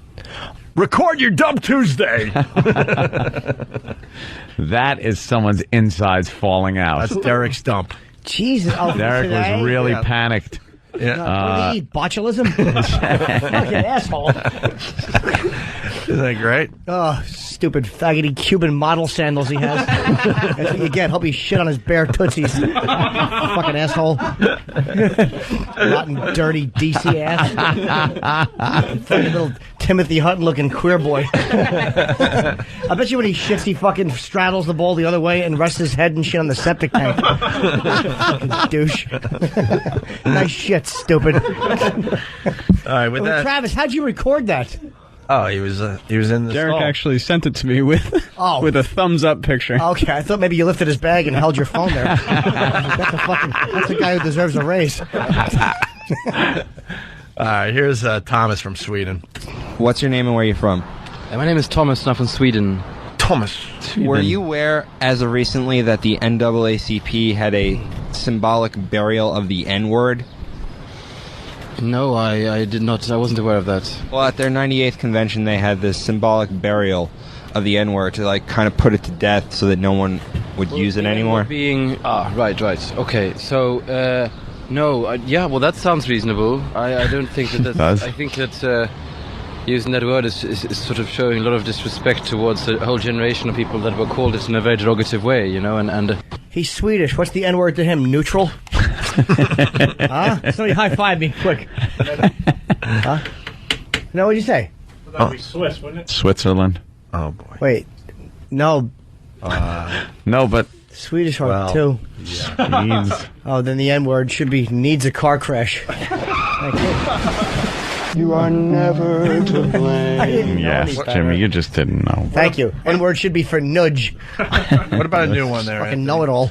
What about the new ones? Because I don't have any of them on this machine. E-Rock, you gotta update Nerd. my machine with all those. Can't be such one. I don't know. You got a new one in? Swiss, Swedish, they're all the same. Exactly. They have an S and blonde hair, and they fucking hate Jews. Who cares? They're all creeps. no. Those on this machine. XM should get the same type of show. Yeah. Yes. No more calling it in over here. They're finally on to us. I think we've had very fun at these shows. They're finally on to us. So let's update the machines and give them a show starting tomorrow. Here's more Thomas. What words do you think should be quote unquote buried?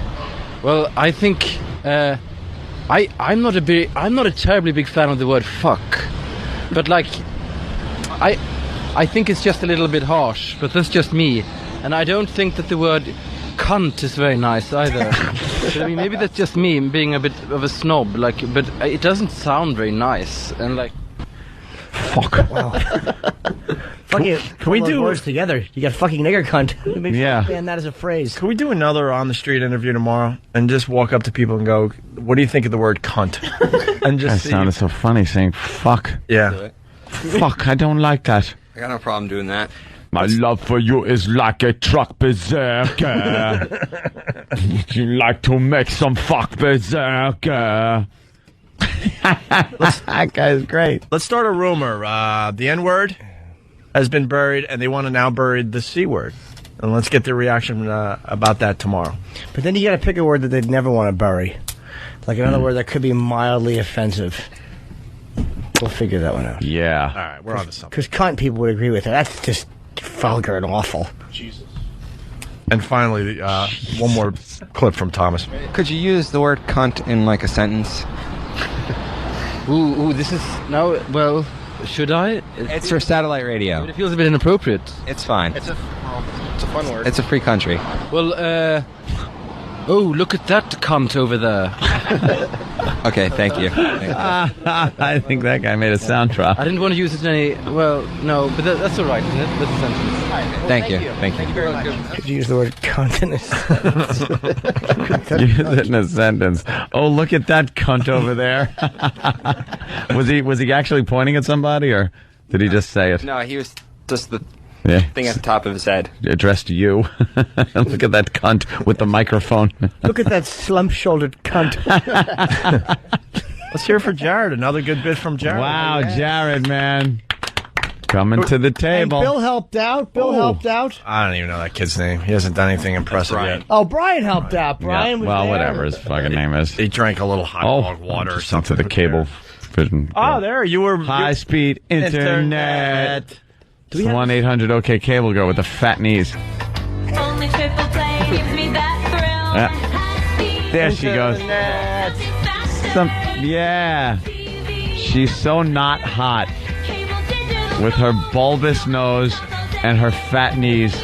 And a skirt that's a little too long. Just trying to be just sexy. Because they're trying to keep it safe. Keep it safe. They want sexy, but keep it safe. Keep it safe. You see her fucking awful hairline? Yeah, she is awful. I don't think it's a national ad. You know what a hairline looks like? Remember fucking in The Line of Fire when Malkovich fucking makes the phone call from the park and he's standing there in the army jacket?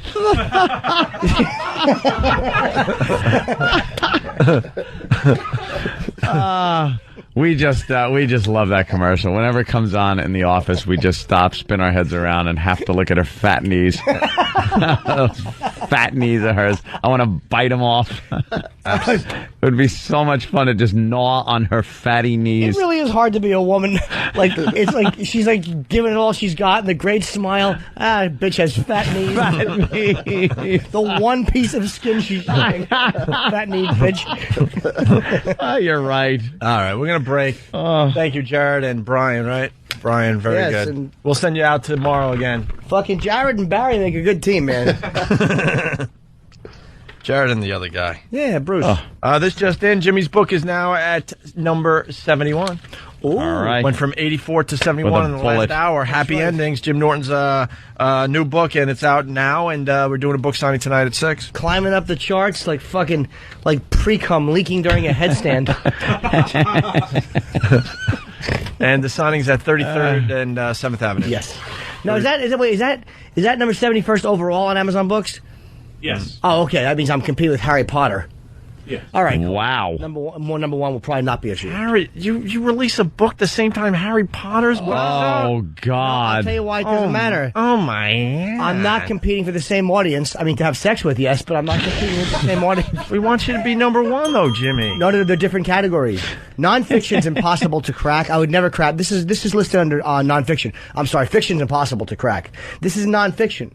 So this, I have a possibility of getting on nonfiction. Fiction, I wouldn't. Wait, nonfiction means truth. True. Fiction is malarkey. But fiction should be true. They should just call it nonfiction a malarkey book. Yeah, but Harry Potter is fiction, so that will be number one overall and on the fiction charts. I could get to the bestseller on nonfiction. Yes.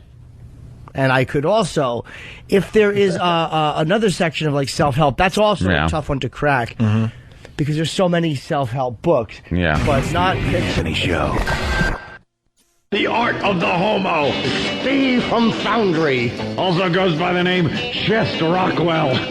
Smooth Lebanese arms. He's tantalizingly tattooed. A big buxom bear.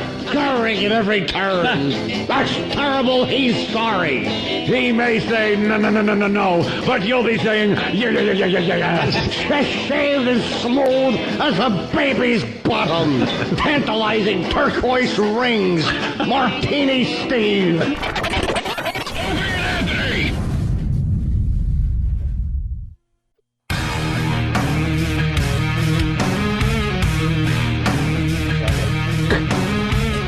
Jimmy's book is in 71st place now. Happy Endings, the tales of a meaty-breasted zilch. Wow. Beating out in 72nd place, the Reagan Diary. Yes. I should have wrote about my experiences with whores. Nancy dumped on me once. And then later in life, when I had Alzheimer's, I returned the favor.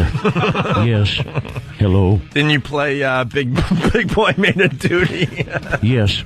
It was actually Bonzo Made a Duty. Yeah. They turned it into Big Boy Made a Duty. Well... Do you know I have a 5-star rating? I want to thank our fantastic listeners. 5 stars. And that hack Reagan only has 4.5. Someone didn't like him. Absolutely, his dumb It was diary. Gene Gum. Stupid. Let him go crap in his pants. A lot of people are wondering, what's the book right ahead of Jimmy? That would be The Forgotten Man, A New History of the Great Depression. Ugh. In 70th place. Yeah. How was that? That's exactly a bunch of fucking old people. All right. We got Francine in Need studio. that, die. Francine? I'm also writing a book, Opie. Hello. Ooh. Yeah. What's the title of your book? I forget, but it's got pizza and sex in it. Pizza and sex. Mm-hmm. Is this a real book, or are you just trying to be funny? I'm serious. I'm writing. I'm on my 6th chapter. Yeah, I don't know what to say to that. Pizza and sex in the title? I can bring it. It's only 6 pages. And you're Wait. 6 pages? chapters? It's 1 page per chapter? That way it seems like a really quick read. So how many chapters is this book going to be? I'm thinking 10. Which will be 10 pages. Yes. That's a pamphlet. Just about sex and pizza? Well, maybe it'll be a short story book. We'll look forward to that in our local... I'll bring it for you guys. It's really good. Is it? Well, I can make it Just longer. flustered us all. All right, listen. Why don't you do some news? And then we got to do line of the day, and then we got a meeting, and then we have to sleep for a little while. And then after the sleep, we have to go to Jimmy's book signing at 6 o'clock at 33rd and 7th Avenue. And then after that, we have to get into some cars and drive down to Philly because tomorrow we're going to broadcast live from WISP. Right. For the Wild Motorcycle Run that Keith is doing starting tomorrow morning sometime around 6:30 up here in New York. And then they're going to jump on their bikes and drive down to Philly while we're broadcasting. To the Lagoon. WISP. They're going to go to the Lagoon.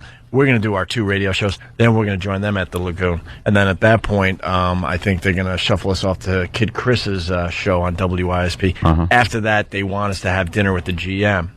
And then finally, we'll go back to the hotel, get some rest for Thursday's show at WISP.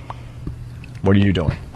Well, I was fired, so I'm not doing shit. You're unemployed. I'm thinking dinner. And tomorrow I'll probably well, my brother and sister are visiting, so unfortunately I have to pretend like I go to work every day. Right. So I Why? have to You don't leave want the them to house. know? I can't. Oh my God! So you're getting dressed for work, getting up early, and leaving the house. Where do you go? Feed the pigeons like the old timey when you get fired. What do you do? Yeah, where you go? All dressed up for work with no job. Well, I take the car and I drive it around the block. Because if they come out and see the car, then I didn't go to work. Boy, yeah. Nothing gets past you. And that's smart. Then I go to the computer lab. I surf the net. And I send out resumes like where I see that I'm kind of sort of qualified. And then I eat. In 69th place, the Live Earth Global Warming Survival Handbook. 77 essential skills to stop climate change, Jimmy. Harry Potter's in 66th place right now. Well, not the new one. That's an old one. Are you...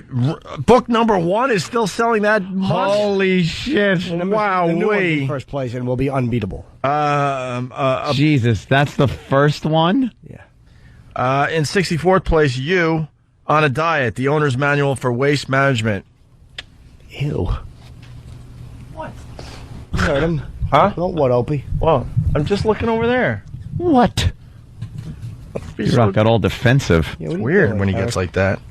The official SAT study guide.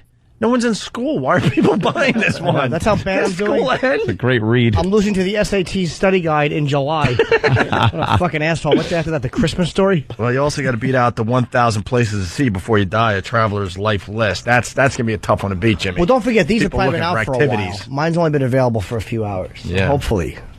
Outrage, how illegal immigration, the United Nations congressional ripoff, student loan overcharges, tobacco companies, trade protection, and drug companies are ripping us off. Ooh, I want to read that one. You don't want to read Jimmy's? I'm going to read Jimmy's too, but I like educational books as well. And a book on digital photography is beating you out, Jimmy. How about a book on digital manipulation? I wouldn't mind that. Digital penetration, written by The Substitute. Oh, boy, the official guide for the GMAT review is the 11th edition is beating you out. Well, the 11th edition... We got some work to do still. The 11th edition is notoriously good. That was the good one. Edition 10, they said, was for faggots. Yeah. Edition 12 was just a pile of shit with words on it. But they said 11 broke the mold. 11 was With really GMAT. good, yeah. GMAT. Good luck beating this book. New England White. The hell is that? Every Bostonian's dream. Why isn't that All right, my library? Francine, what were you talking about? It didn't matter. What do you got? News? Yes, I do. All right, let's go. Go, baby. Do I get the ticket sign in the back? Yes. There it is. Well, very good. And some good news for guys built like Steve C. The UCLA has reported that young, muscular men are more likely to have more sex partners than their less chiseled counterparts. Study author David Frederick states, women are predisposed to prefer masculinity in men and are physically attracted to brawny men, especially for a fling. Well, thank you, Captain Obvious. What are you going to tell us next? That the sky is blue and that Pluto is the 7th planet in our solar system? Why don't you asses and UCLA actually study shit that's less obvious? Why'd you go with Pluto there? Pluto? Right. Why seventh? Seventh planet? It used to be the 9th. Yeah. Now they don't even consider it a planet, but I think it would never come in 7th. Yeah, it's What's the last one? I heard it's really cold and it's on a different rotation. Very good. Different orbital plane. Very good. Yeah. But it's still not 7th. If you are... Uranus. That's the 6th? I believe that's 7. 7. Because, see, we were talking about the number 7, so then Is we it gave you the Neptune? answer to the 7th planet. Neptune or Uranus? They vary. Neptune. They actually cross-rotate. Don't even start. All right. Uranus is Uranus, 7th. yeah. Neptune is 8th, and Pluto used to be 9th, but now that's a meteorite. Oh. Yeah. What's a meteorite?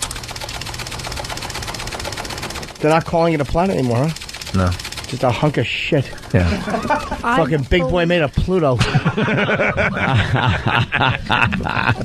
Kidding me. Happy endings in bookstores now. Go ahead, Francine. It'd be a meteorite. It's a meteor. Yeah. Meteor. Right.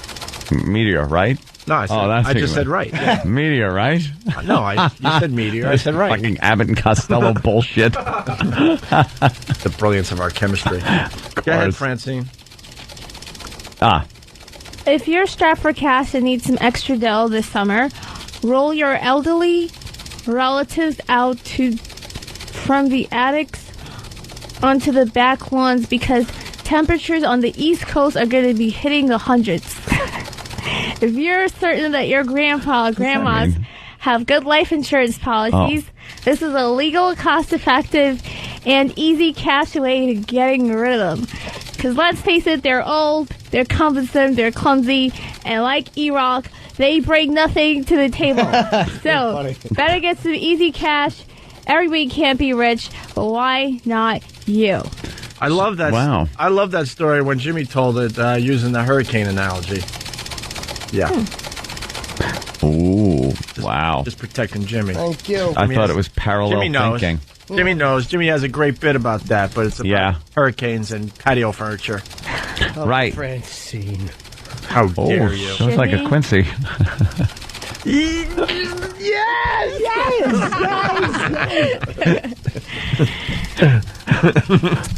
No, it's still good. You're advocating rolling out old people into the heat to kill them. Okay, just want to get that straight.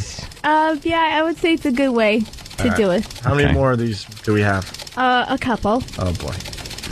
All right. A Halle Berry lookalike, Anna Sola, returned to Manhattan's Supreme Court yesterday where she's suing William Swan, a doctor she claimed groped her during a job interview. Anna claims that the doctor prior to the groping showed her pornographic pictures and said, "Have you done that?" and suggested that they leave the room for a squiggly. I'm shocked he showed her pornographic pictures. Pornographic. Pornographic? Hey there, Ralphie. These are some pornographic pictures. I was thinking more Bill Murray. Pornographic. Nude pictures. What, guys? I'm sorry. Oh, I nude. apologize. Yeah. Yeah. Could you read that again? I'm sorry. Nude. No, not from the beginning, though. No, not from the beginning. Just from pornographic. Yeah. Pornographic pictures and said, "Have you done that?" and then suggested they leave their rooms for a squiggly or a roll in the haystack. Hey, Anna, you're a woman. And as a woman, boring. You're usually born with vaginas, and men like vaginas. Your story sounds completely hacky, and you're probably a liar, bitch. Maybe you need to lower your standards when it comes to job interviews, because sometimes you have to go the extra mile. I guess you didn't really want the job. Well, the pornography angle. Mm-hmm. I hope you finish strong. Okay. Oh, celebrity news now. All right. Celebrity news is always a good way to finish, right? Yes. All right.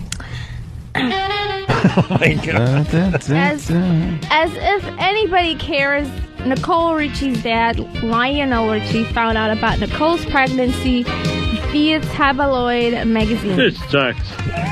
Lionel told Metro's Kenya Hunt, "Grandpa, I don't know if I'm going to be a grandpa. I don't know if I'm ready." Stupid Lionel. Stop whining. Nicole's adopted, so technically she's not your daughter. So logically you're not a grandpa. Even though your age group... Did you see that jerk?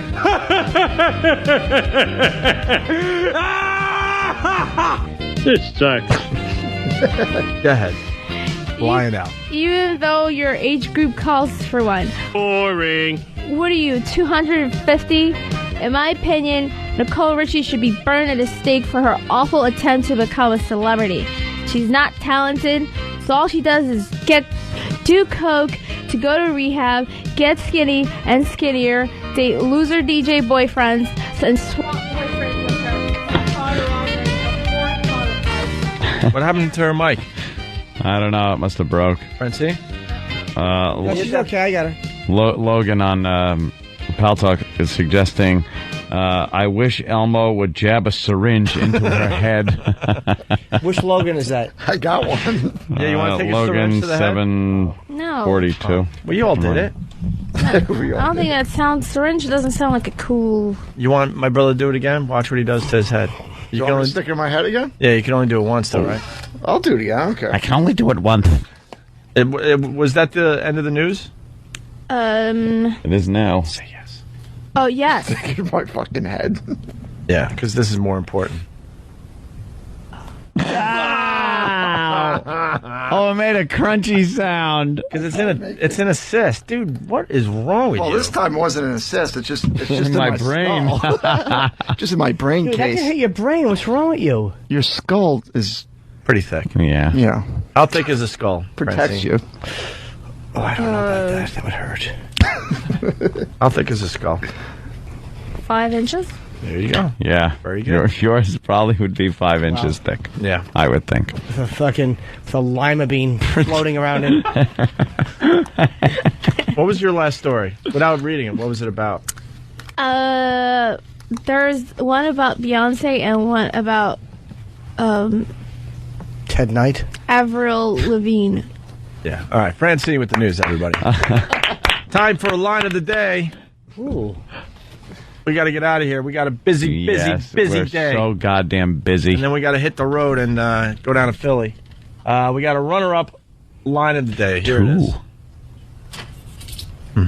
That's it? That is someone's insides falling out. That's Derek's dump. Jesus. Oh, Derek was really panicked. Isn't that great? Oh, stupid faggoty Cuban model sandals he has. That's what you get. Hope he shit on his bare tootsies. Fucking asshole. Rotten, dirty DC ass. Fucking little Timothy Hutton looking queer boy. I bet you when he shits, he fucking straddles the bowl the other way and rests his head and shit on the septic tank. Douche.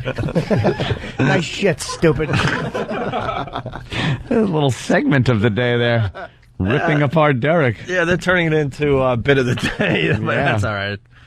Francine, we cut you short because we got to get out of here. That's all. Yeah. No. Don't be so sad. I'm not sad. I'm always happy when I'm around you guys. That's why we love Francine. Your eyes get really big. What? Are you serious? Yeah, they get like big, like the dude in the rowboat in Caddyshack. Oh yeah, man. My ass? No, your eyes, like all of a sudden, like I don't know what triggers it, but all of a sudden you got those big eyes, like that guy in Caddyshack in the rowboat that's fishing. I've been told that my eyes are very beautiful. They are very beautiful. Thank you. But they just go like this sometimes.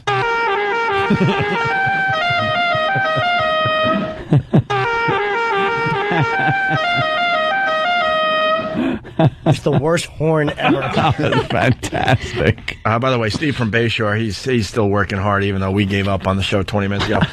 Steve writes, she has sickle cell stupidia. Here's another runner-up line of the day. It ain't heavy, it's my tumor.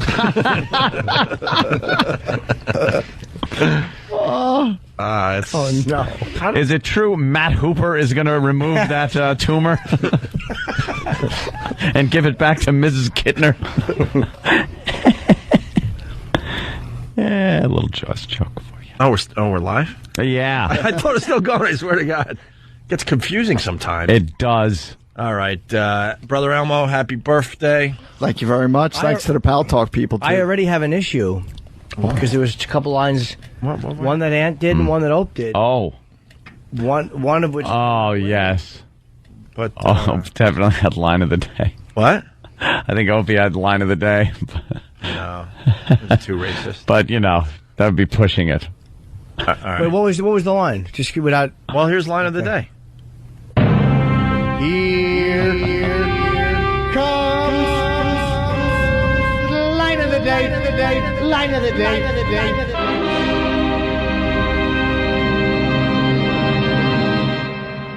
Couple of horses pulled a pine box adorned with a bouquet of fake black roses and a black ribbon printed with the derivation of the word. Yeah. What does that mean? Is it the actual word or derivation thereof? I don't know. It'd be funny though if someone just saw that on the coffin and went, the fella must have died. Just saw Oh, gee. His friends are all burned. Wow, they must not have liked him.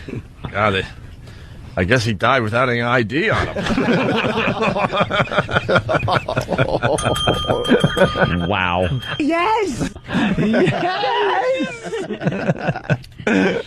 Oh, that's great. That one was brutal, man. I would like to have seen, though. What happened to Anthony's? I thought that an honorary mention, because that was line of the day, but I think Anthony should have got a mention for, tumor neck. Oh, that made us laugh really hard. That was a beautiful, had to get his line. attention. Yeah, I know what he was in for right away. I know he's still listening. So this is Greg Hughes, the actor that plays Opie on the Opie and Anthony show. Big A, I hope everything goes well with your surgery. I really do. Yes, of course. We're thinking of you. And give us an update when you can. Yes. Anything else you want to say? Because, I'll tell you this much. I hope it goes well because, Ron and Fez will do the fucking funeral. Jesus. They will. And stretch it out for 3 fucking months. I know. But it will all be, put together well. They'll do a good live show. Oh, it'll be perfect. They'll wheel the casket out, that huge casket with Big A in it. They'll have a song and dance number. It'll work out fine. Fez will do a few characters. Ron will have some brilliant lines. Johnny will do a porn thing. Yeah. Of course. And we'll all go, how come we don't do that at live shows? Oh, yeah, we're lazy. The audience will sit there and pay attention and actually, listen to what they're saying and not just throw out racist words like animals. Can you imagine if every one of us at our table went, these son of a bitches are making us look bad. They know how to put on a live show, and their audience knows how to behave, is what it is. However, if we did a live show and we had a wedding where the girl and her father were dancing, do you know how many fucker I dids would have been screamed out? Come on. By the girl's father. Yeah. I know. A bride and her father are slow dancing, and their audience was actually watching and enjoying it. I saw tears in Ronnie's eyes. Whereas our audience would just be like, like Jimmy said, just with the rudest fucking comments. Like, where's Daddy going to get his pussy now, huh? Yeah. I bet you'll miss the whisker marks on your thighs. Oh. We do share a certain audience with Ron and Fez, but they have their people. Yeah. Yes. And they have their people, and we have... And we have despicable animals. We have our... whatever they are. I know one thing, though. Our listeners can beat up their listeners. I'd want to have that fight. A rumble. Let's have a rumble. O&A listeners, Ron and Fez listeners. I say O&A listeners beat the shit out of Ron and Fez listeners. Only if there are costumes. Like LARPing? Yeah. But with costumes. What kind of weapons? Chains? Knives? Just costumes. Fists? Costumes. And costumes. It'll make it that much funnier when we beat them up and they're wearing silly costumes. What about the Gladiator version? Remember last show Gladiator where people would fight but nobody would get hurt? No, we gotta have good costumes. How about I say that the our listeners dress up like paparazzi, and their listeners dressed up like Diana being pulled out of a car in fucking a French tunnel. Exactly.